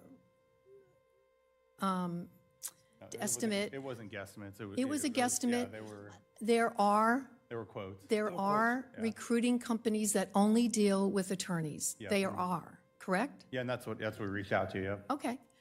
So I'm going to ask the board one more time. I mean, I think that something is wrong for us to only get 8 or 9, now maybe 10, but one's not qualified. 2 we had to take out because whatever it is, I did come that night prepared for 5. Mr. Moylan was one of them, but I personally need to see some people face to face. How we rank them or how we decide who we're going to go face to face with, we still have another month before we have to execute this. I'm very impressed on how fast this happened. I mean, I got stuff waiting all over the place and I can't get it done this fast. So we got the agreement done. I don't think we need to sign it or move forward with it until July, but I personally want to see some people. It's our job. It's our job as professional commissioners to pick the right person. And I haven't had a chance to see anybody else. And our recruitment is flawed. I'm sorry. Yeah, I think, Go ahead. in my opinion, we did a thorough job for what we do in HR. Right. If you're looking for a legal recruiter, like a headhunter who's going to, reach out to people on LinkedIn and spend hours and hours trying to, reach out to possible prospects directly, then yeah, that would be like a headhunter firm. But even the headhunter firm I reached out to, one of them wrote back and they said the final recommendation is usually 5 to 7 qualified candidates, what they bring. So I think they have multiple options. Well, this board did not feel that way about the other applicants. Yeah. They did not feel that. They were, I don't know what they did, but I had 5. I could have taken 5 out of the 7 or 8, whatever we had. But So I do feel like just to deliver the public a process that had options and people were interviewed, that we could at least attempt to wrap that up and get that done in the next several weeks. Yeah. Just for let me chime in that's my before we go. This is extremely frustrating, and I apologize, Mr. Moylan. This should not be happening. We should not be going down this road and then at this point reconsidering. The system isn't flawed. What we have is a long-term, highly respected Florida county attorney who is retiring that has brought along his protege for how long? 10 years. For 11 years. If you're out there looking for a position for a county attorney, and Mr. Moylan has put his name in there, is that where you're going? Is that where a seasoned or somebody who wants a real shot is going to put their name in? And this isn't to say take anything away from Mr. Moylan. The facts are he's an 11-year apprentice protege of somebody who's highly respected throughout the state and has been working under him for 11 years, and somebody's going to apply to unseat him, and you better come fully prepared with your everything loaded, because that's what you're up against. It's not a flawed system. The county has done what it is supposed to do, and that is bring along employees so that in the case of a vacancy, we can preferably hire from within and move things along in that arena. I think we adequately decided that we did want to open this up. And it was very viable to do that, just to test the waters. And honestly, you got what you expected. People are going to be hesitant. One, it's Florida, so everything is open records. So you better make darn sure when you put that application in that you're ready to move on or to have that scrutiny, and not put your existing firm or place where you're employed in jeopardy. But it's not a flawed system. I hate to disagree with you. It's the condition that we have. In this arena, this is what we should be doing. We did open it up. We got a number of requests, but the majority of them were exactly in the same position as Mr. Moylan. They were either a couple of them were brand new county attorneys that were looking to move. Others were deputy county attorneys looking to move into a county attorney position. And we already have one that knows the county inside and out, that doesn't have to be trained. Again, this should be based on the last discussion, this process to select you as interim should have been a quick approval so that we can move along and have the attorney's office in a stable position moving forward. We could put this off to July. Mr. Hadid retires August 1. I think the advantage to having this done now is to have Mr. Moylan start preparing for the office under his leadership instead of with 2 weeks to go instead of now. But I'm extremely disappointed that we're having this discussion at this time, and again, I apologize. Well, I didn't expect it to come back in June. I thought it was going to be more of a July time period. I'm not saying anything that, if the policy of Flagler County government is to promote from within and don't go outside looking for other talent and positive interaction with other people outside of our government, then I guess that's what it is. But I've never worked that way. I don't work that way. What is the difference between a deputy and a attorney? The full-time attorney, what's the difference? Budgeting, right? You're going to have some HR responsibilities. You're going to have budgeting responsibilities. You're going to have to, there's other responsibilities than just being an underling for 10 years. So I just wanted an opportunity to meet some of those folks. I don't think I'm being irrational in doing that. And I will tell you, if you had said to me that this was going to be coming back in the next meeting, I would have asked for more time. I didn't know it was coming back this meeting. History surely shows us that things don't come back at the next meeting. So sorry I didn't say that up front. I was anticipating a better response, and I still believe that a recruitment company is the way to go. Mr. Dance, did the board, when we agreed to leave open the requisite for the position, did we ever say, or I'm asking, I know at the time everyone said, let's make Mr. Moylan the interim. Was there an agreement to when we would close out the requisition? It was the only guidance we got is to leave it open. Right.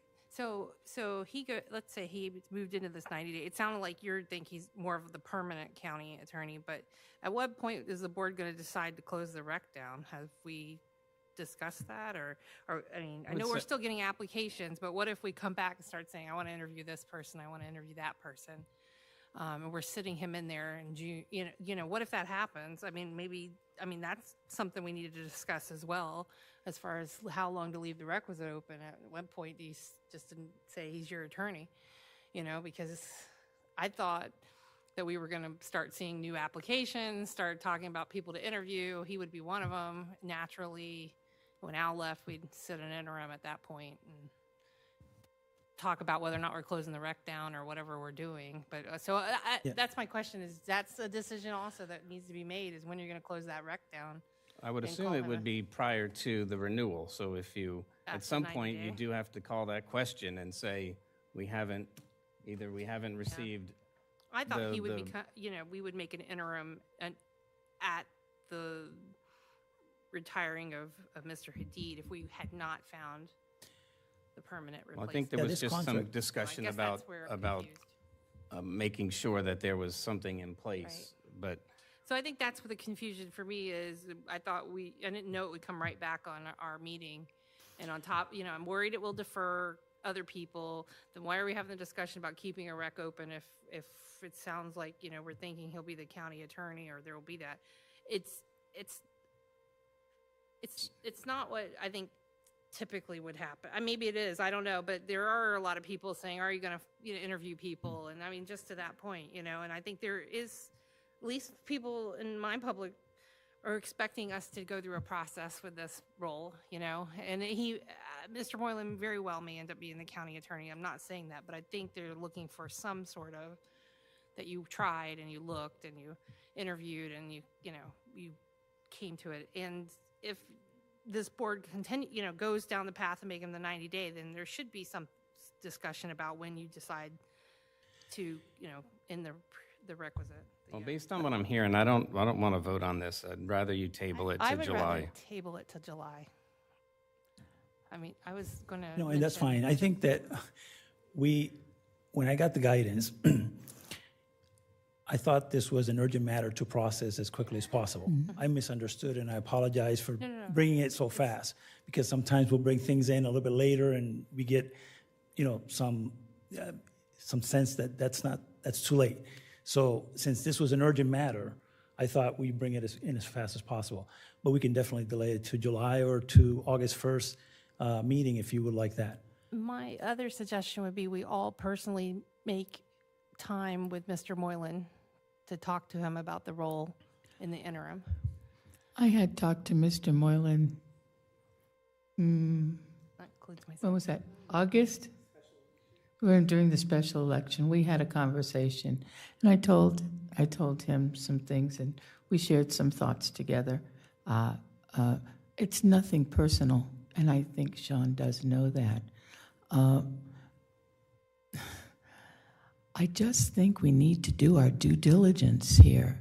I don't think, and a comment was made from this board, well, let's just appoint him now. That type of comments causes a dysfunction in our request to find somebody to be willing to be an applicant. Oh, it's already in the bag. And, if it were me and I heard that, why would I even try? If somebody's sitting in the second chair and they're already being shoved into the first chair, it doesn't mean that everybody thinks that way, but that's the way I think. When I get rejection, hey, I walk away from it. So I would assume that somebody else feel that way. And I think since he is an applicant, I think we have to be fair to all the applicants and not just suggest it in the middle of a meeting, hey, forget it, let's do this.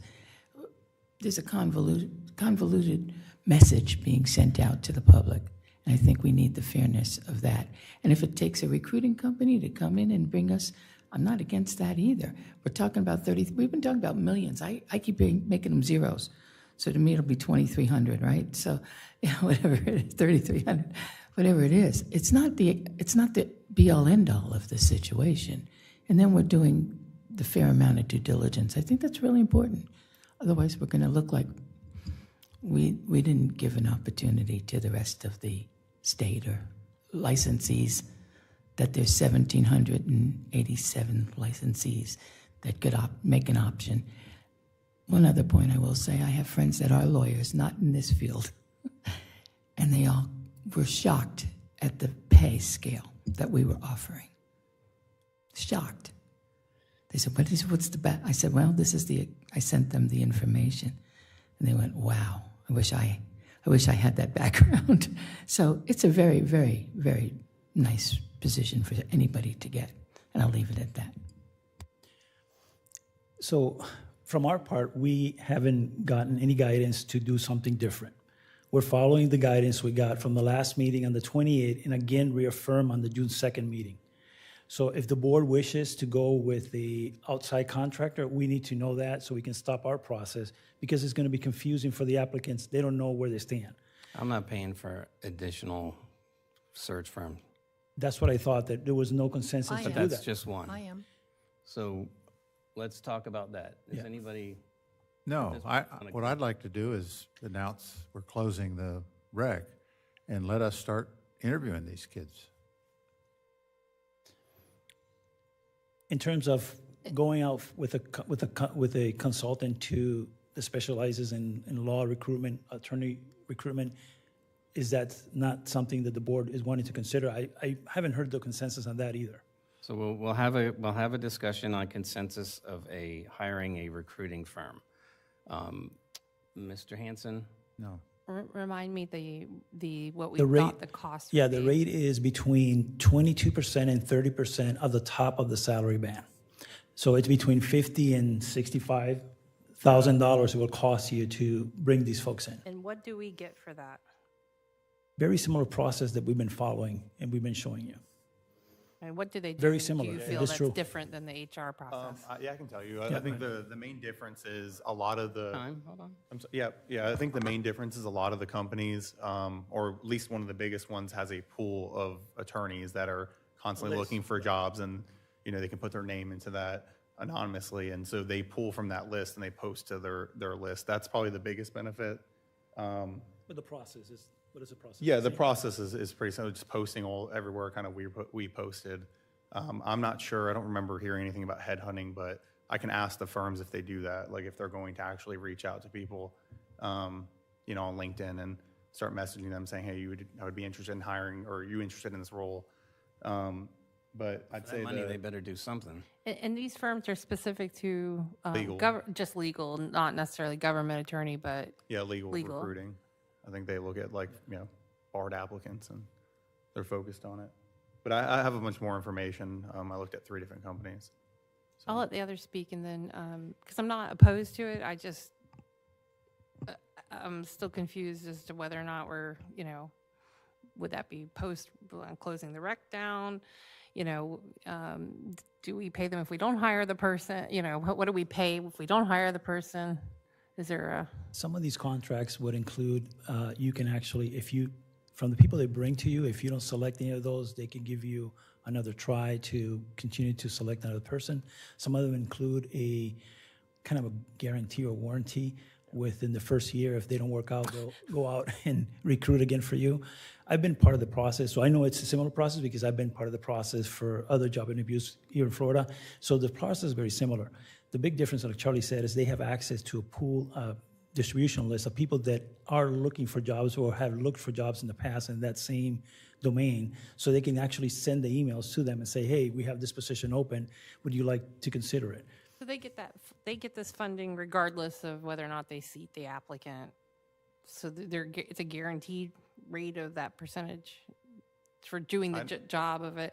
No, Let's say if we don't pick remember their the final. picks. I think he's saying it's if they get the applicant for you. Okay, so maybe what's the takeaway of that? If they, I guess that's a question that we can't solve for right now, but maybe I'd be interested in knowing, what do you pay them if you don't use their, Yeah. at the end of the day, you don't settle on and I'm only asking this just because. Yeah, we have to do an RFP for this and put it out there, and then the board has an opportunity to interview these headhunters if that's the way the board wants to go. And then once you select them, then you can talk about the process, or during the interview process, you can talk about the process and the warranties and the costs and all that. But the research that Charlie and his team have done, it seems between 22 and 30% of the top of the salary or the hiring salary. Commissioner Carney? Okay. I'd like to know, please, what did we say in our last meeting that made you feel this was emergent? Well, not emergent. What I said was that basically, since I was leaving on August 1st, it seemed like it have a higher priority for us to process this, because there was some concerns that we would not have somebody in place if Al left. There was conversations that we probably need to hire a private company to fill in. So from that, I deducted this is urgent for the board, since it's a position, the only 2 employees the board have, and if one is vacant, so we just process this. It's been a month and a half. I mean, it's right. Since and it was a 4-0 consensus. This shouldn't be foreign. It was 4 of us gave consensus to move forward in this direction so that we could ensure that at August 1 we had leadership and Mr. Moylan as interim while we continued the process. That still will happen if you hire a firm. It's at least a 6-month process, I would assume. By the time we go through RFP and we do interviews with those firms just to be able to hire somebody. We're going to have to fill a gap as it is anyway. And then they'll, yeah, I would say so, yeah. I mean, your timeline makes sense to me. Yeah, you would definitely have to fill it. My initial point was we don't have to have a deputy, Al's position at all filled until we're prepared to fulfill it. I I'm can't, not sure about that. I don't know what the charter says, if you need to have a county attorney position. You need to have a county administrator position for sure, but I don't know if Al knows if we need to have a county attorney position in place. You need to have somebody that has the authority to act for you legally on many, many matters. You cannot leave it undesignated. You cannot leave it to a person titled deputy county attorney. Who's gonna accept that in the business world? okay. Thank you for that correction, sir. So we're still counting consensus on a hired recruiting firm. Commissioner Richardson. The first time we talked about it, it was 22,000 to 33,000. One of the gentlemen came up here. I don't know if he was correct or not. No, it's, Charlie actually went and got quotes. These are real quotes. Reach out to companies, yeah. Okay. 65,000 seems like a lot of money that we could put towards the beach. I hate to say it that way, but I do see it that way. But I do think we need to be more aggressive on our marketing approach. At this point, if we're not doing anything else, and if that's what we're going to do, I think we have to be fiercely marketing to the people who would be answering to that. I know the Florida Bar has its own section of those people. It's posted there. It's posted there, but how much is being, we're not contacting anyone outside of there, right? No, it's in multiple places, yeah, You're not on the speaker, unfortunately, Charlie, if you don't mind, please. Yeah. So it's at the city, county, and local government law section of the Florida Bar, Right. government jobs, Indeed, the Florida Bar Career Center, Florida Association of Counties, LinkedIn, and then just social media through our social media. I also posted it, I'm part of ICMA, so I posted on ICMA, which is a national, international organization that reaches many counties and many cities, so I posted it there as well. Okay, so we'll be going to the Florida FAC meetings Yeah, and this week coming up, so next actually, week. yeah, to speak to that, Al actually reached out to FACA because when you were mentioning going to a conference and talking about it, he reached out to a contact at FACA and basically talking about the position there. I know we talked about brochures and stuff, which we made a brochure, we attached it to the job postings, but he said that it would be more beneficial to have, I think it was roundtable discussion about the job. Correct me if I'm wrong, Al, I think that's what you sent over to me. That's correct. At these meetings, I'm not going to say that every single county attorney, but an overwhelming majority of them attend, because this is our time to be able to deal with the most, typically we're having to deal with the legislative outcome. It follows the legislative session. So we're always confounded by what the legislature does. So we try to unwind it and make sense of it and plan on behalf of our governments so they're not jeopardized. That's what we normally spend our time doing, working to protect the interests of counties. Now, there are numerous opportunities over the course of a 2-day conference where there are discussions. There's a roundtable. One of the features is a roundtable where we talk about the particular issues in the county, and I would, again, as I have in the past, broadcast this position. I want to take this brief opportunity to correct something for the record. The statement was made innocently that, well, this is just trying to get somebody from within and move them up and not any kind of recruitment. I think all of you know I've been around the block for a long time. I started thinking about retirement, not yesterday, no, a number of years ago. And so I'm very active among the county attorneys. You all know that. So I was looking for all of those young lawyers and watching them perform, watching them present issues, hearing how they spoke, and I am evaluating them. Is this the person potentially that can succeed me? And I'm not sure exactly when I did this. I was wrestling with this, knowing that I was going to retire. And I'm not saying that this was more than a year ago, probably 2 years ago. And I went into Sean and I said, Sean, I'm so sorry. I have been looking and looking and looking, and I haven't found anybody that really interests me that I think can do this job in the way I believe it should be done for this county. This county that is small, doesn't have any fiscal resources, is very thin on its professional staffing, is very handicapped in so many ways, overly dependent on ad valorem taxes.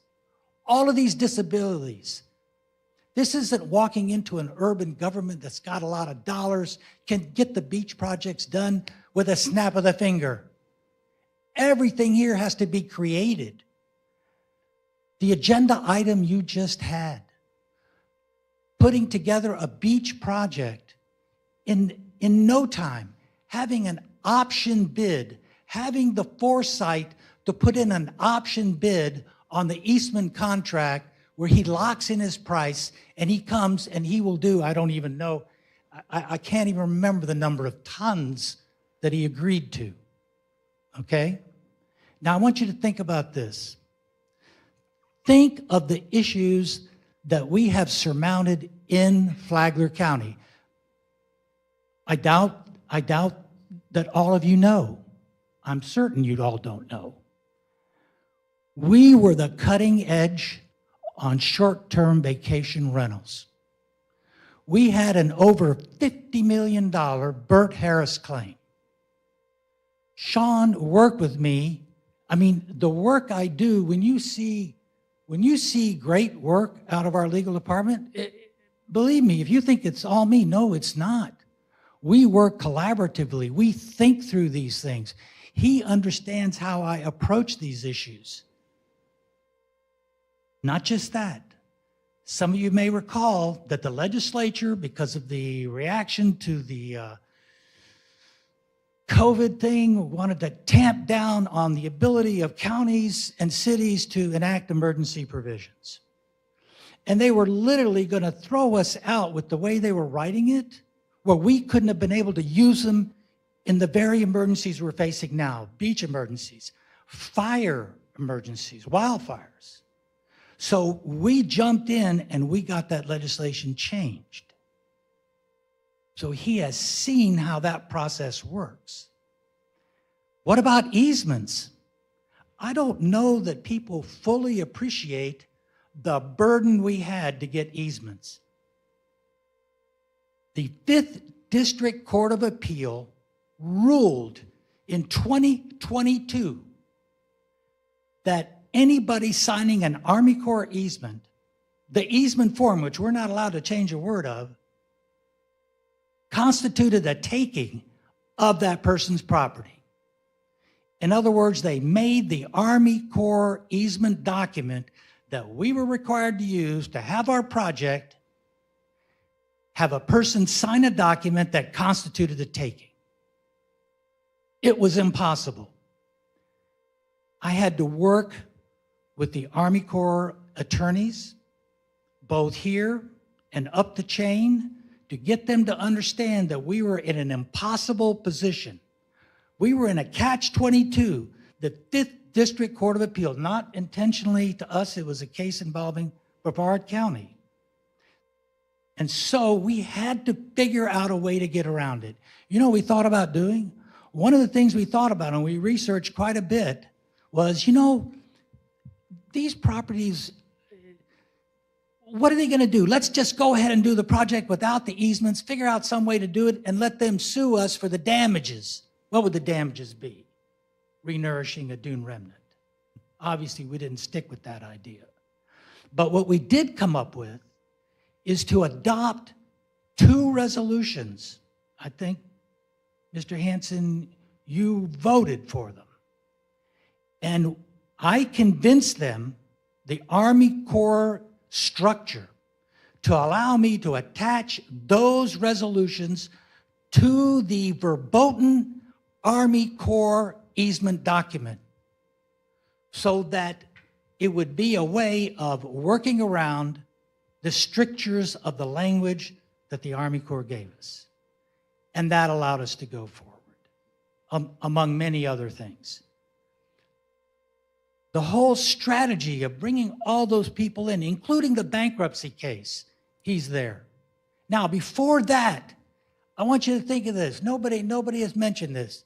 How in the world can we take public dollars and apply it to a beach where that beach parcel is privately owned? How can we do that? By taking advantage and declaring customary public use of our beaches. We were the county that drove that bus. We got it done.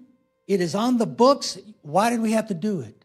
Because after Matthew, just to take you back, to understand the kind of problems we deal with, post-Matthew, now we've got to repair all these beaches.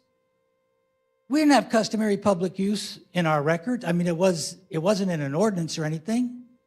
So it got to be a problem because we were going to be applying sand bought with public money on private property. You can't do that unless you have some kind of public access rights. And the only one you can have is customary public use. It's not an easement, but it's a right of the public. And we created customary public use for the entire 18 miles of our county in 2018. And I'm sorry, Mr. Hanson, I can't remember, were you on the commission then? You had to sit through 4 workshops, 4 consecutive workshops, public hearings, where we put in the evidence to establish customary public use. There were some land use lawyers that were waiting to sue us because they wanted to make us a test case, just like short-term rentals. But we had mastered the subject matter, we had brought photographs, data, mapping. We had an unbelievable documentation of our customary public use. It was pretty incredible, wasn't it? I mean, it was stunning what we did. He published a book. And guess what? Counties they did this with our short-term vacation rental ordinance. We were the first county to write a master vacation rental ordinance. Customary public use, they just copied our ordinance. And I was calling these lawyers, you can't just copy our ordinance. You have to do your own hearings.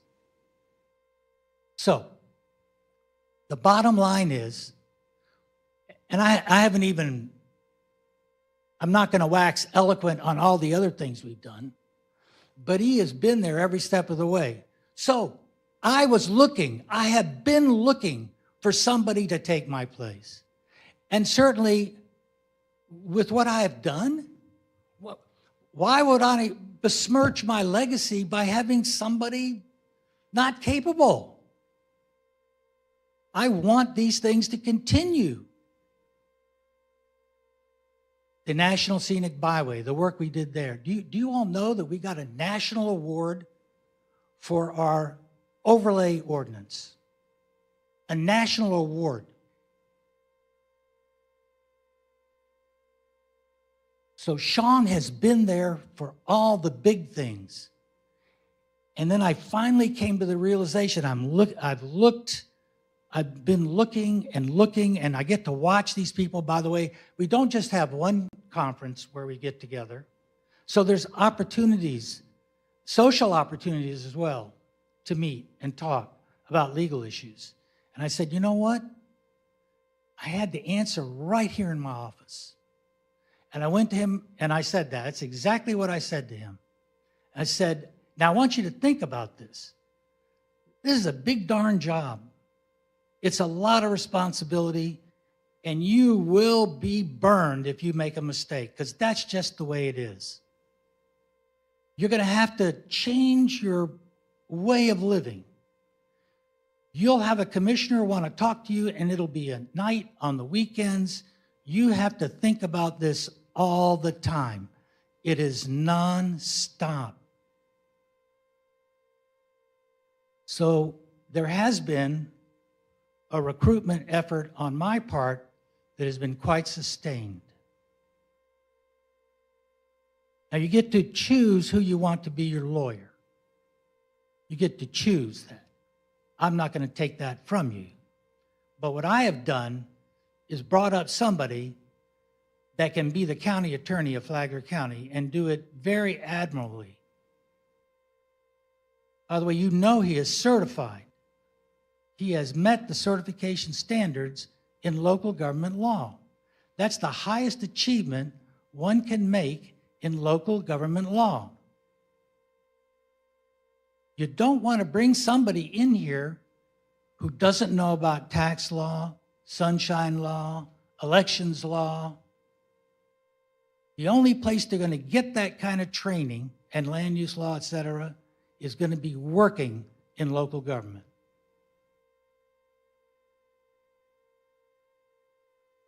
Thank you. Thank you, sir.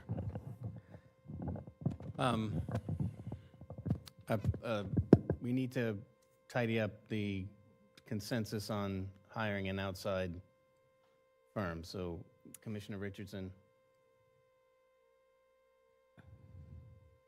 I don't think we should be spending that funds at this point, just because of the emergency beach thing. It's just, everything's coming up at the same time, whether those funds would be used for that or not. It just disappoints me that we can't just step out of our box a little bit more. So I'm not for it at this moment. Okay. Well, Ms. Pennington, you don't have to vote. We have three. What? I already did, didn't I? I already said. Oh, yeah. We have three that do not want to go out and spend additional money on a firm. I think the next guidance we need is the date you want to close the position. Oh.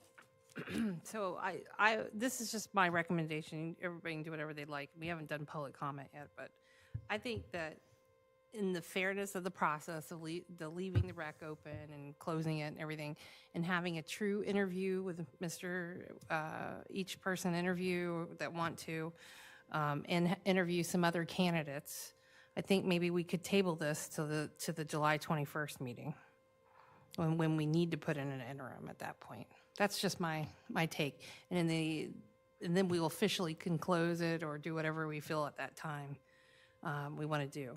That's me. I think that's a good idea, but we need to close it and start doing interviews. I think, Charlie, whatever's appropriate, length of time, and close it, and let us start.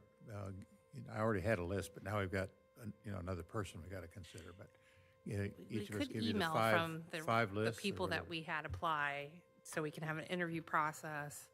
Yeah. I think, did you We guys just need to have get people at the started. time that you wanted to interview? I don't know. Well, just reminding everybody of the discussion we had a month and a half ago was that there was not the consensus was there was not a list of applicants that we wanted to interview. That was the basis for the moving of the consensus. So I don't know what's changed since then, because we've only received one additional, and some of them have withdrawn. One withdrew, yeah. David Rollerson withdrew. He's a county attorney. Richard, do you have a Fernando. comment, please? Okay, I'm hearing something. I just wanted to make sure you had an opportunity. Okay. Yeah, there was one applicant that withdrew. It's David Rollerson. He's a county attorney in Henry County. Okay. So again, just a little bit of background on why we're here where we are with this item.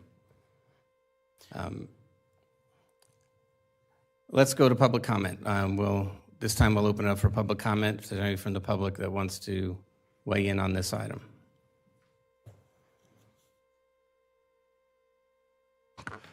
Ron Long, Aldo Drive. I think Al has pretty much made it very clear. He's been doing a recruitment process on this for probably 2 years. Mr. Hadid is highly respected in the area. He knows what he's doing with all this. And if he has not seen anyone in the past 2 years that he felt would be possible, and then on top of that, I'm hearing that you're getting applications that aren't meeting the standards that you want. So I don't know where sending it to a recruitment crew at the tune of $50,000 to $60,000 is going to make much of a difference in this. It sounds like the pool is just not out there. If you're going to want to try to find someone with Mr. Hadid's experience to sit in that position, he's not out there. That person's got a good job, and they're going to stay there. It's time that we, and I guess the biggest thing that irks me the most in all of this, what we are shouting out to the entire employment of the county is, don't try to climb the ladder, because no, we're going to try to find somebody else outside. And that's irritating. I've worked, being on the planning and development board, I've worked with Sean before. The guy's smart as a whip. I haven't been at it long, but he really he's made a lot of things clear to me that I didn't quite understand. And I think he's got a good grasp on this stuff. I'm not saying don't have the applicants come in and apply, but it sounds like we're not getting the applicants. And I don't think going out to a headhunter or a recruitment board is gonna change that aspect. Thank you. Thank you.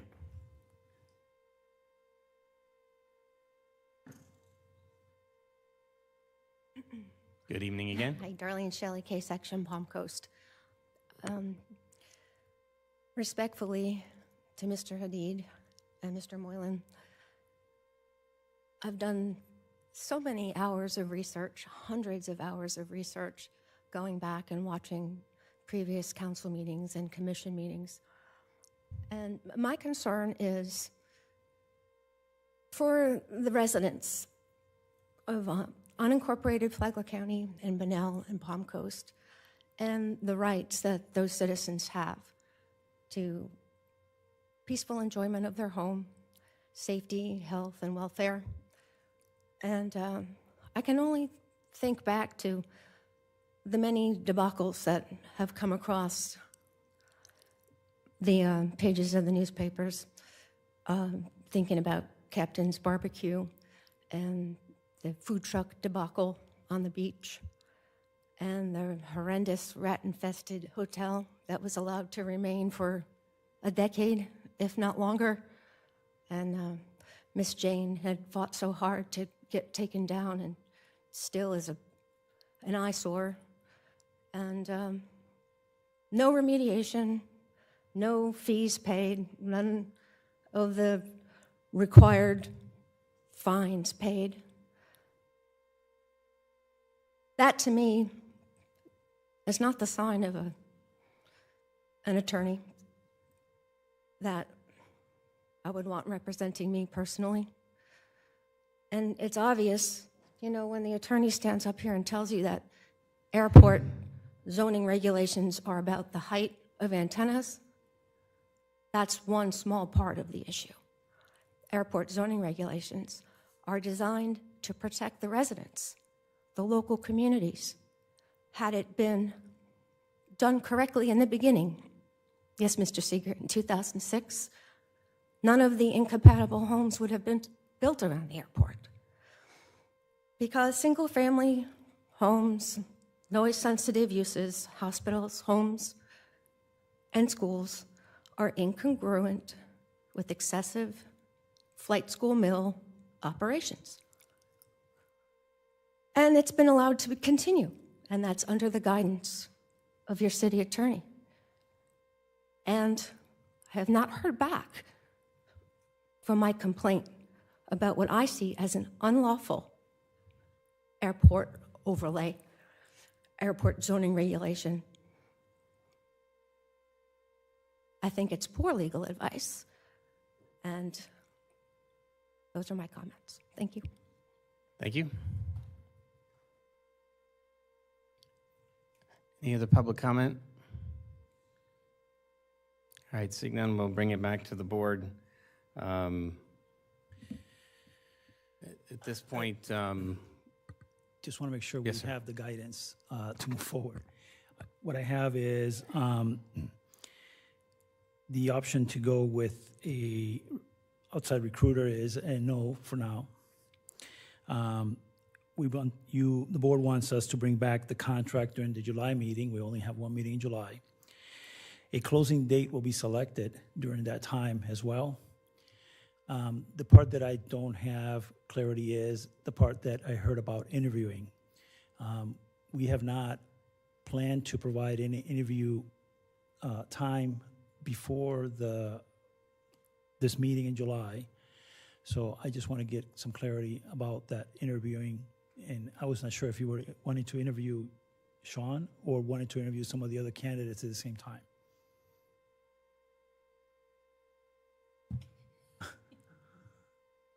I'm going to leave that open. All right, well, I'm going to No give, comment. I'm going to give you your third vote to enter into this employment agreement with Sean, running from August 1st to October 31st. So that will seal the deal on the interim, correct? That'll get us our interim, correct? Correct. All right. Could we present to, I'm sorry, Joe, no, hold on. Charlie. Reminder Thank name. you, Charlie. It's a senior moment. It's 7 o'clock. I'm sorry. Could we present to Charlie 3 names for applicants, 3 applicants for him to call and see if they're still open to interviewing with the county, and to get back with us in July to see if they are open to coming in for an interview? Are these the ones, I'm sorry, just want to clarify. Please.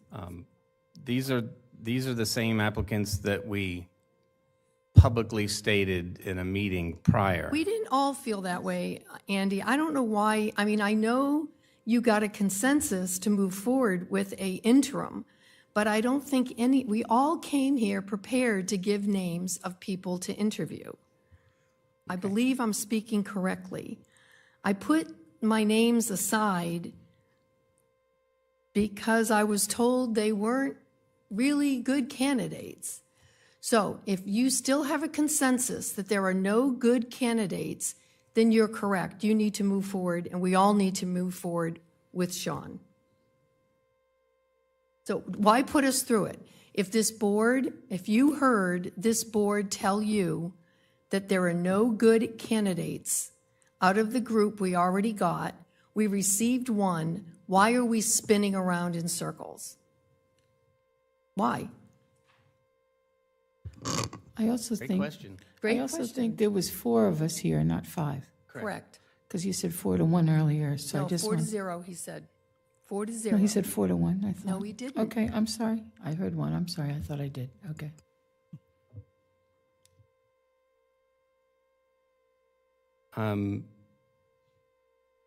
Moving, I mean, in order to move things forward, you can motion. We've had public comment. We don't have anything on the table, so you can motion Commissioner Carney for a path.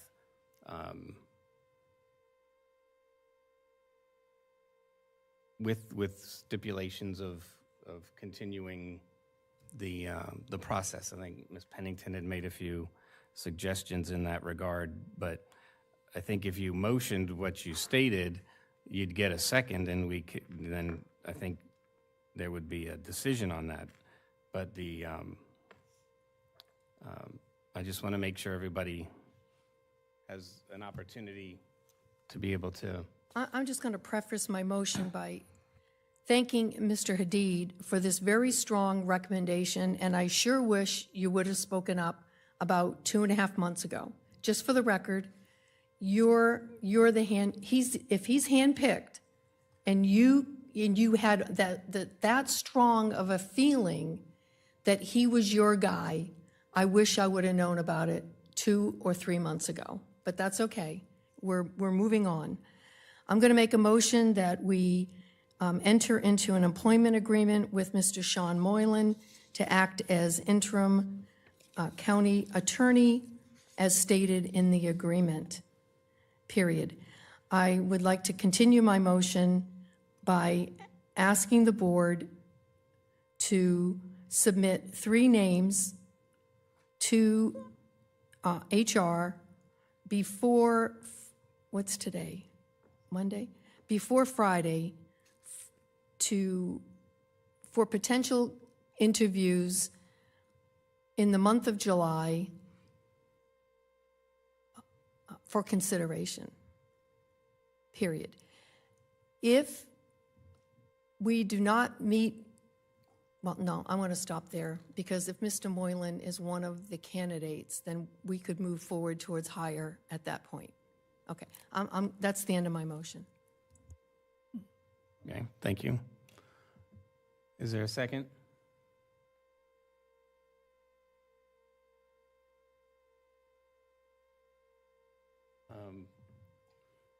I'm not going to pass the gavel. I'm not comfortable in the numbers. It'll die. Motion dies for lack of a second. Next. Thank you. I think the motion, now that it's dead, was too long and too technical. We can try for a shorter one. I think Commissioner Pennington wants to say something from her movement. Yeah, I'll make a motion to, to table item 8A until the July meeting and allow for the board to present 3 names for interview process to HR in the interim. Second. All right, motion by Commissioner Pennington, seconded by Commissioner Hanson. Additional discussion? Okay, I'll call the question. All those in favor signify with aye. Aye. Any opposed? Opposed. From the chair. Thank you. Do you have, okay.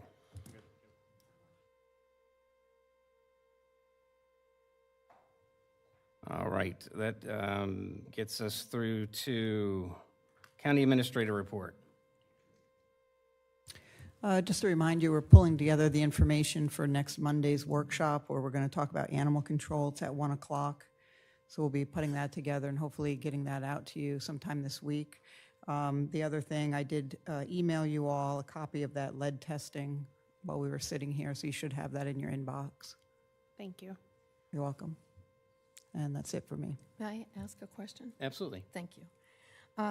When will we see the resolution for the airport master plan committee? That was supposed to be done this summer. It's going to be June. It's going to be July by the time we see you again. When will we have that? Depends if you wanted to workshop it in advance. We've got a lot of workshops scheduled pertaining to the budget, if we need to workshop it, or if we can just add it to the agenda for... I thought we workshopped it already.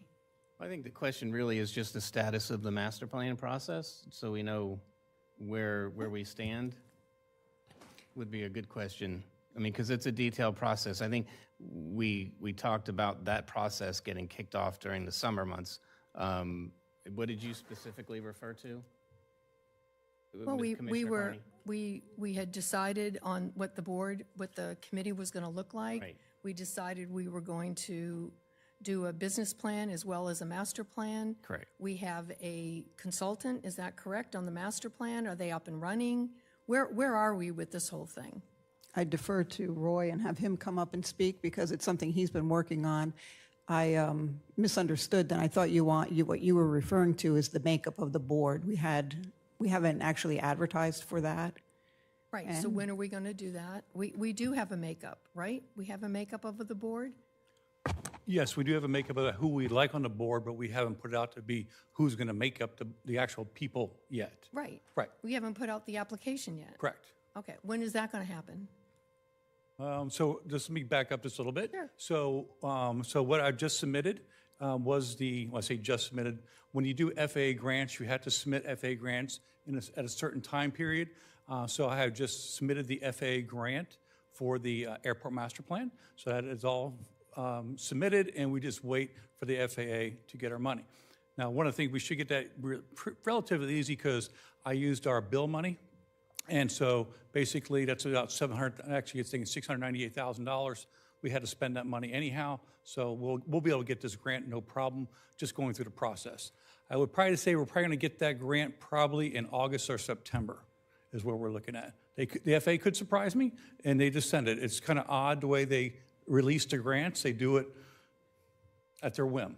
They'll release some money each month to different airports, so I can't really tell you when exactly we'll get it, but it will be probably no later than September. So we will have that group of them prior to getting the, we'll start working on that now to get that out there, to have that board selected prior to getting the grant. So you need a board, obviously, first. Right. Okay. Then we need the money to hire the consultant, No, that is the money. That grant money is the money. but we don't know if we have the grant yet. We don't have the grant in hand, but we've submitted the grant. Right. We will get the grant. Okay. Well, okay. No, we will. All right. Because we had the bill money, if you probably don't know this, so it's because it happened before you were elected. So basically, several years ago, they had the bilateral infrastructure bill, in which gave each airport, and for whatever different size airport you were, you got a certain amount of money. So our size airport, I got about $285,000 a year, and we could keep saving that money. So I basically saved that money for a few years to be able to do a big project. And this is what the big project was going to be, the airport master plan. All right. Thanks. You're welcome. Absolutely. Good question. Is anybody else with a question for Ms. Petito? Okay. County Attorney report. As we have already discussed the Bunnell land use item, I didn't have anything else. Okay. All right, we'll open it up for community outreach. This is our last public comment period, 30-minute time period allocated for public comment.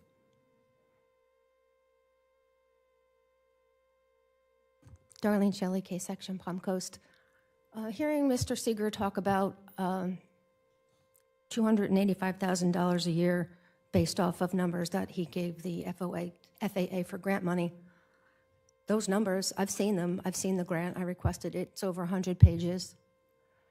The numbers that he based it on are not even close to the actual numbers of what the airport does in operations.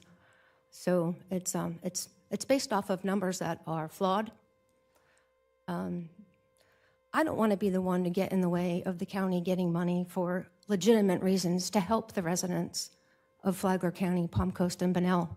But I am the person who's going to stand up here and try to prevent my tax money from projects that are going to harm the health, safety, and welfare of the local residents. On projects that are going to invite in even more training schools that are making hundreds of thousands of dollars, millions of dollars, billions of dollars, training pilots of the world.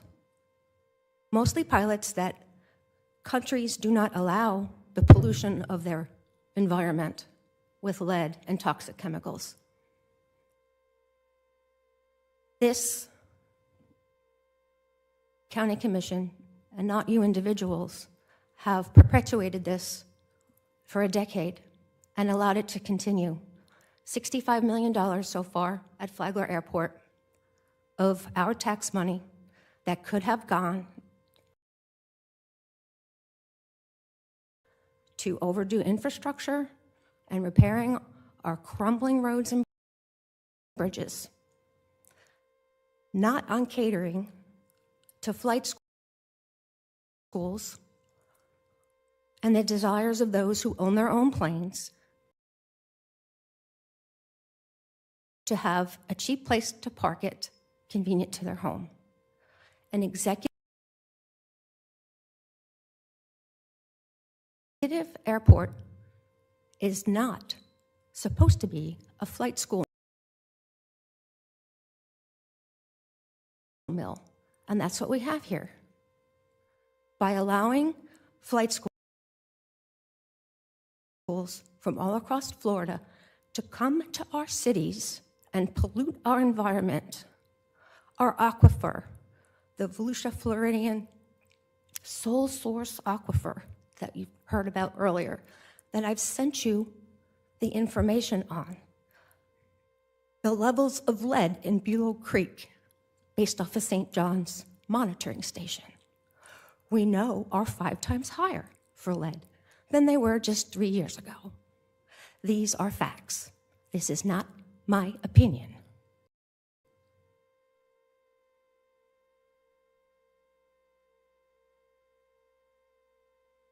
I wish I could play the noise and show you these reports again, but you have them because I've emailed them to all of you.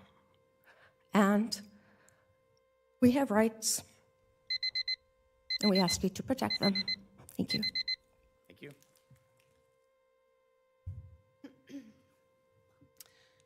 Anna Jones, the Z section. I have sent several emails to all of you. Nobody answers me. Complaints? Who do we complain to? Where do we go? I'm here again. I don't want to be here. Airport-related issues, we've got them. I'm not the expert to be able to comment on those, but those should be sent to the administrator and the airport director. Her? Yes, ma'am. Okay, I've sent them to him too. You're all copied in them except her. I didn't know. Thank you. I would like a reply. I also submitted my petition 3 times. That's ignored too.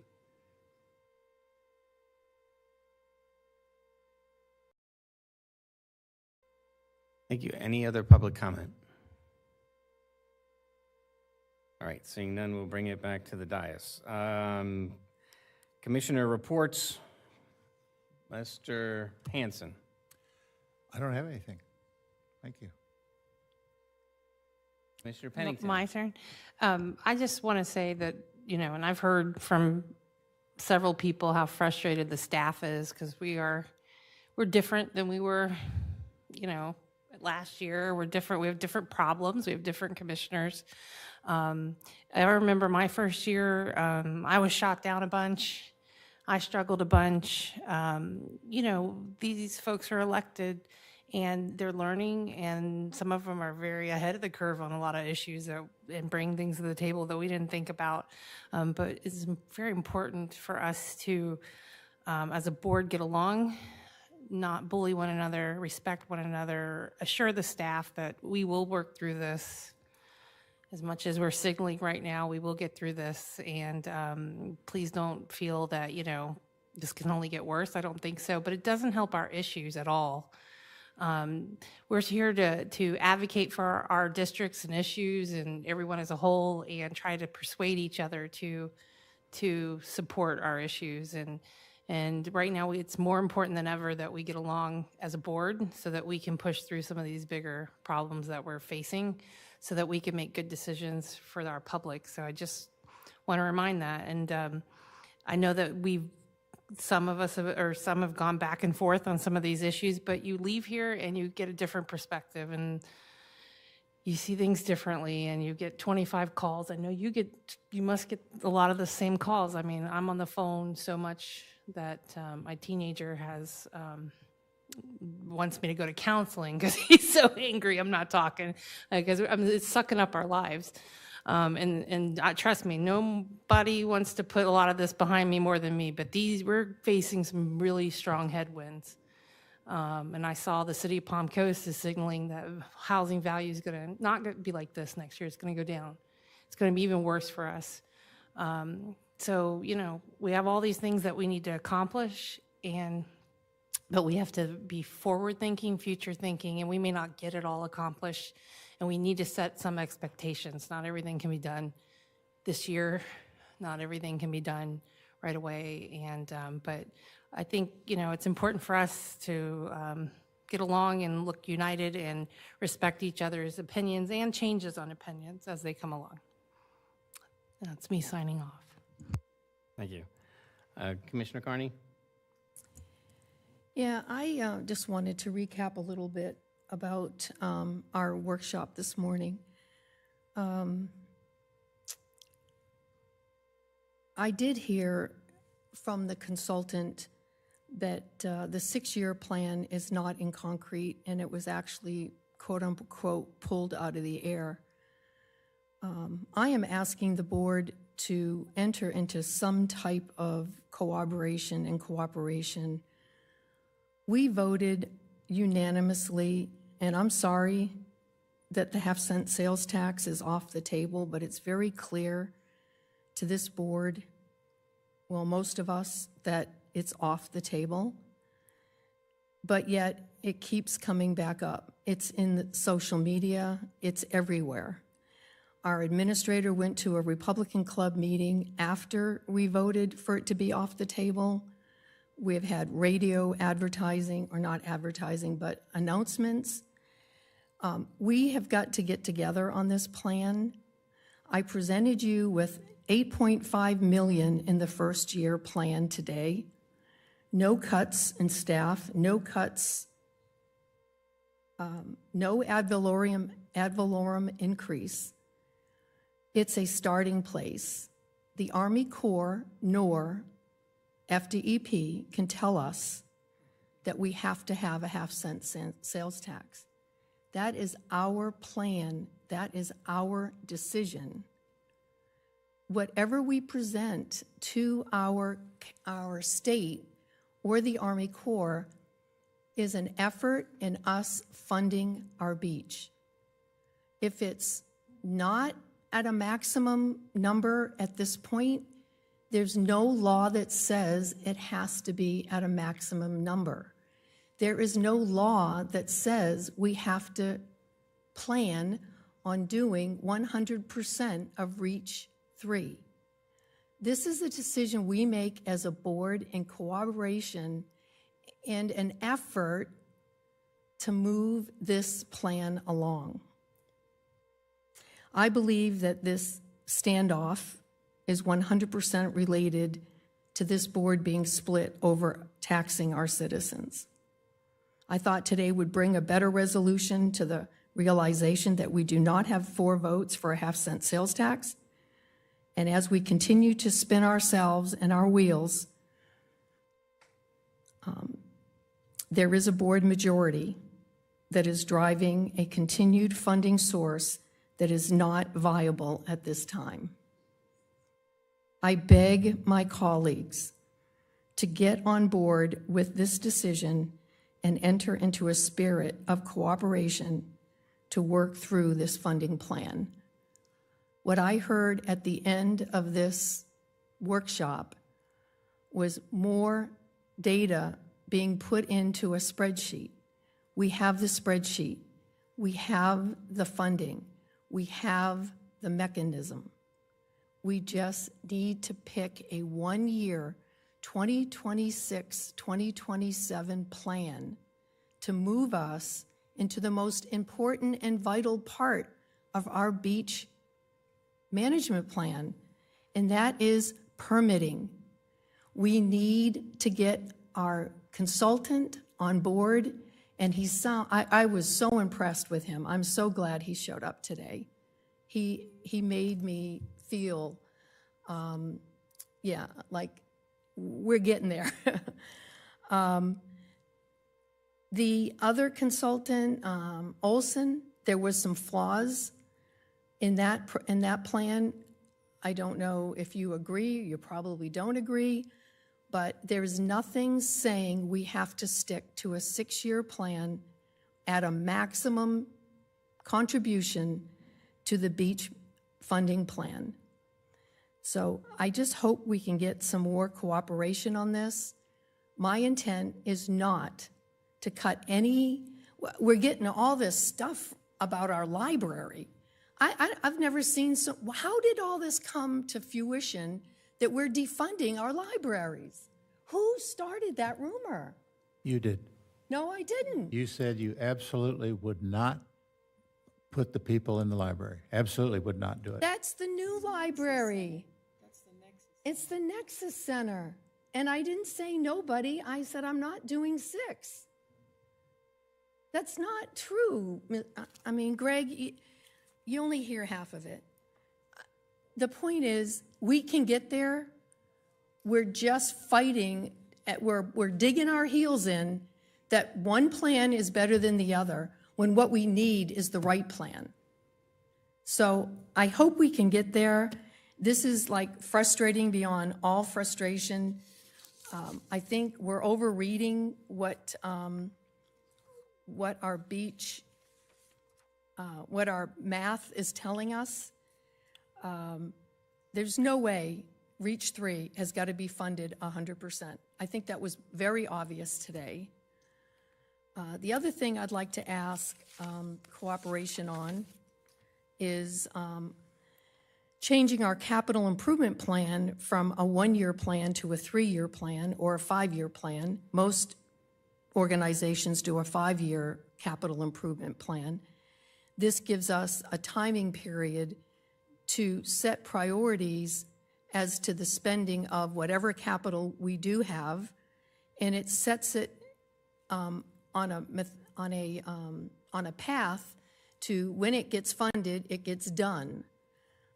I've never seen a 1-year capital improvement plan in my life. I'm wrestling with it because that is some of the funding that we may or may not need for the beach. So one way, again, to resolve some of these issues is to consider a prioritized 5-year capital improvement plan. So they're out there. There's education on how to get there. There's public administration papers on how to get there. I think we can do it, and it would be a recommendation as we move forward with the budgeting process. But a 1-year capital improvement plan, in my opinion, is not going to work long-term, especially when you only want 6 years on a beach $20 million plan. So some of the math has got to add up.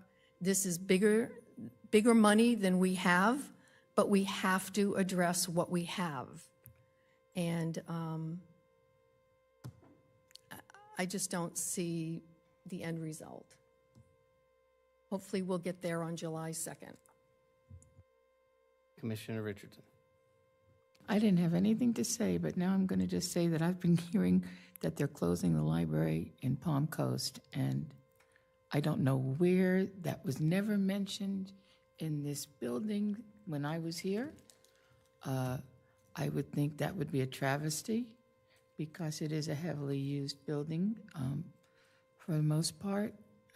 Having 2 libraries is a little bit awkward to me, but, you know, there has to be benefits to that library. It's in the center of the heart of the city, and many, many, many, many residents come to that library, and there are some facilities there that are available right now, and they need to be maintained. So I don't understand where that came up. It had nothing to do with the new library, from what I understand, or Nexus Center, whatever name you want to call it. But the original library is staying open unless anything is different. And if that's different, please let me know now, because I've been getting 5 to 10 emails about keeping that library open. So does anybody have an answer for me? Maybe Holly, you have an answer? I'd appreciate your assistance on that, because that's all I got to say. Thank you.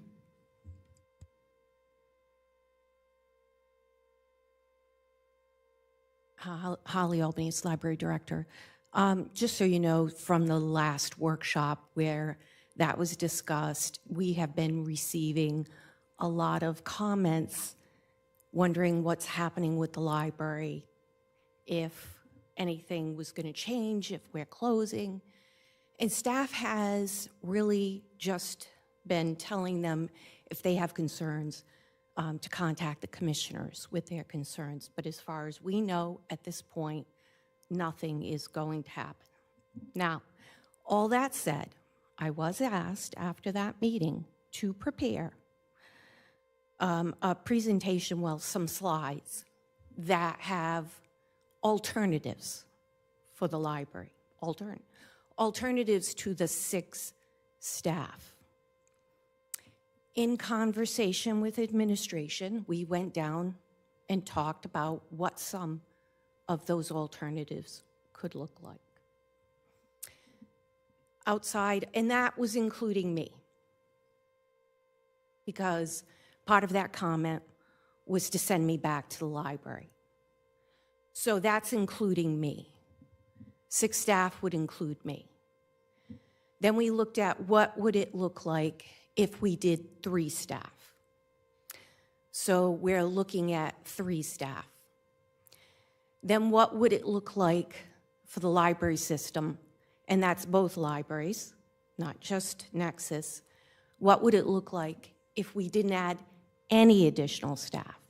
So I'm putting all these slides together, what each of those scenarios might look like.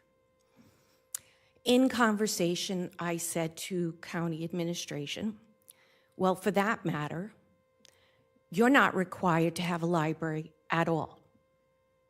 I said, unfortunately, we have a $4 million grant that requires that we operate the library at a certain level based on the proposal for 5 years. That means we have no choice but to operate the Nexus Center at the level that I proposed in the grant application. So with all of that said, I did say that you don't have to have the Palm Coast Library. You could close it down, sell the 19 acres, and tell the city that if they wanted to have a library, they could find a way to fund it. So I was asked to use that as one of the alternatives. So I met with staff at the library, and we discussed what these options or alternatives would look like. What's the pros and cons to each one so that I can put all of this on a slideshow. And please know that it's not my recommendation ever to close the Palm Coast Library. No. But it was suggested that we provide the board with every alternative possible. So that's my goal, is to provide those alternatives to you so that you can make a decision going forward.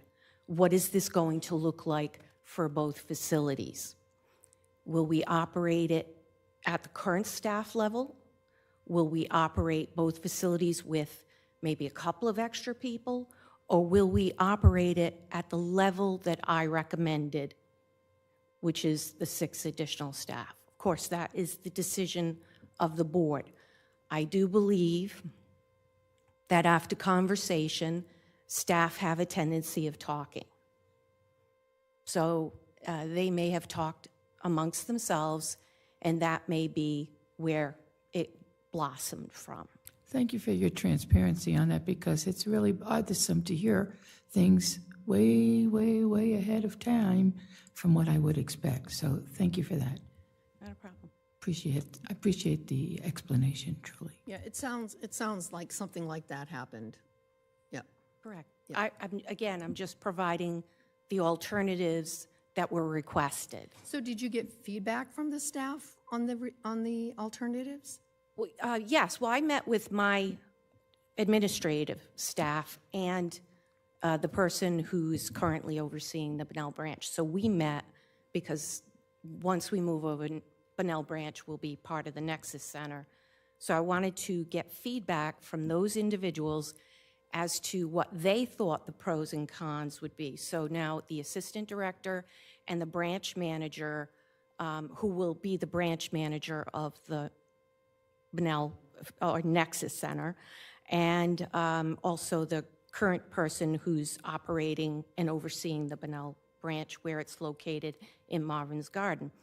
And we talked about what those pros and cons would look like.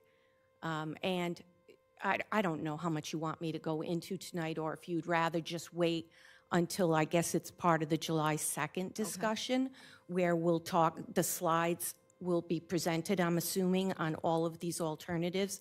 And I can talk more about each alternative so that you can then make, a decision based on that information. Okay.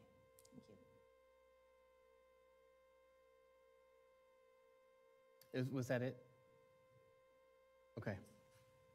Just want to make sure you got all your... Okay. All right. Chair, Yes. I just wanted, we just put something up. I just want to clarify the process for our CIP. We do actually have a 5-year plan. What we normally do is what's funded in this year, we break it down by funding sources, and that's the one we publish. But we do have a 5-year plan that we can share with the commissioners if you would like that. Will we be doing that during budget? Yeah, we can include it in the budget process, so you can see the 5-year plan.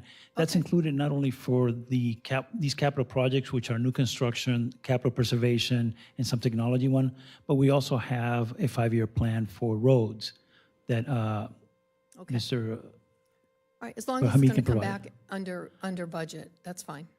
Yeah, we can include it. Okay, thank you. All right.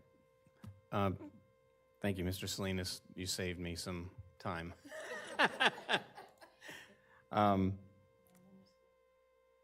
Right.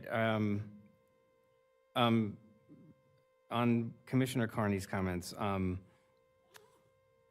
again, I do think we ended, based on your comments, I did think we ended with different perceptions. What I would ask is, if you have the network or the framework of your plan that you can send to administration so that it can be vetted, I would ask that you do that so that we can check. It's the top of the spreadsheet.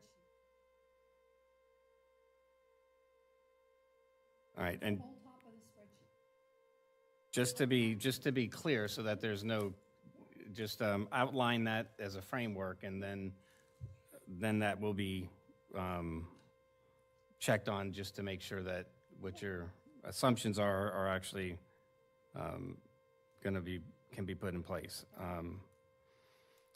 Was there, I want to go back in time, I don't know when this was, but Commissioner Carney, did you at one point ask if we could do a retreat? Was there any, okay, is that still a request, a thing?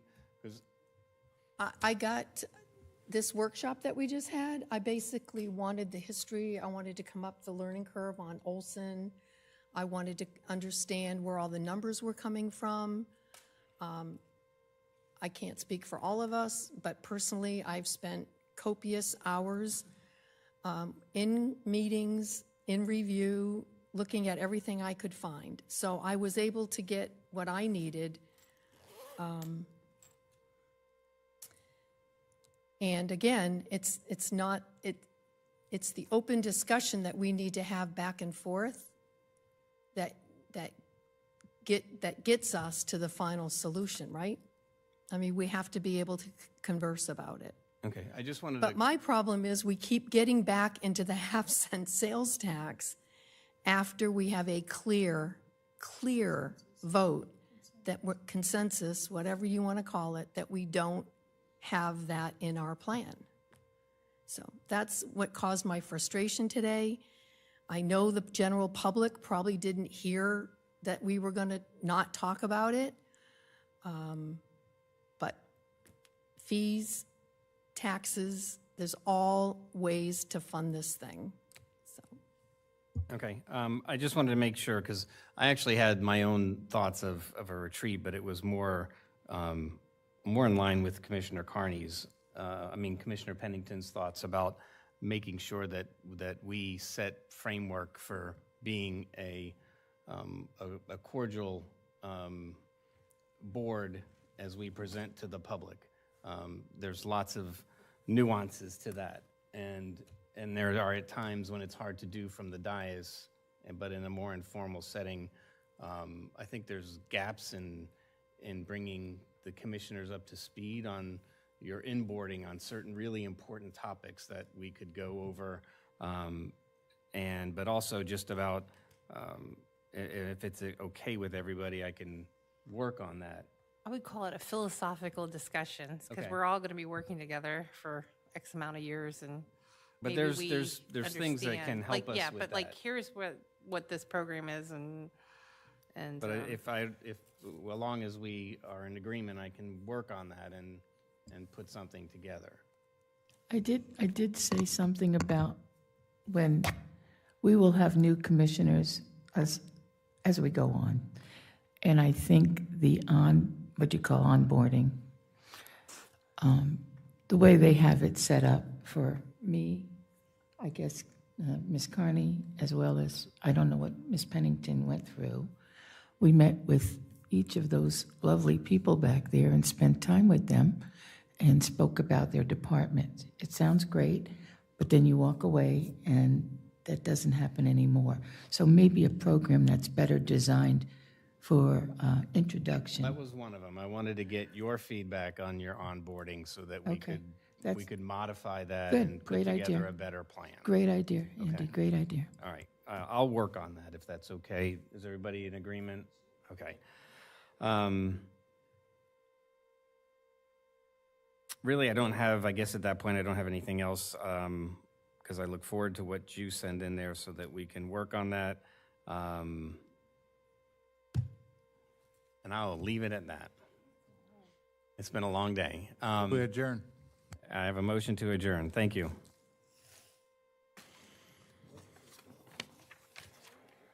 Okay, Smiley.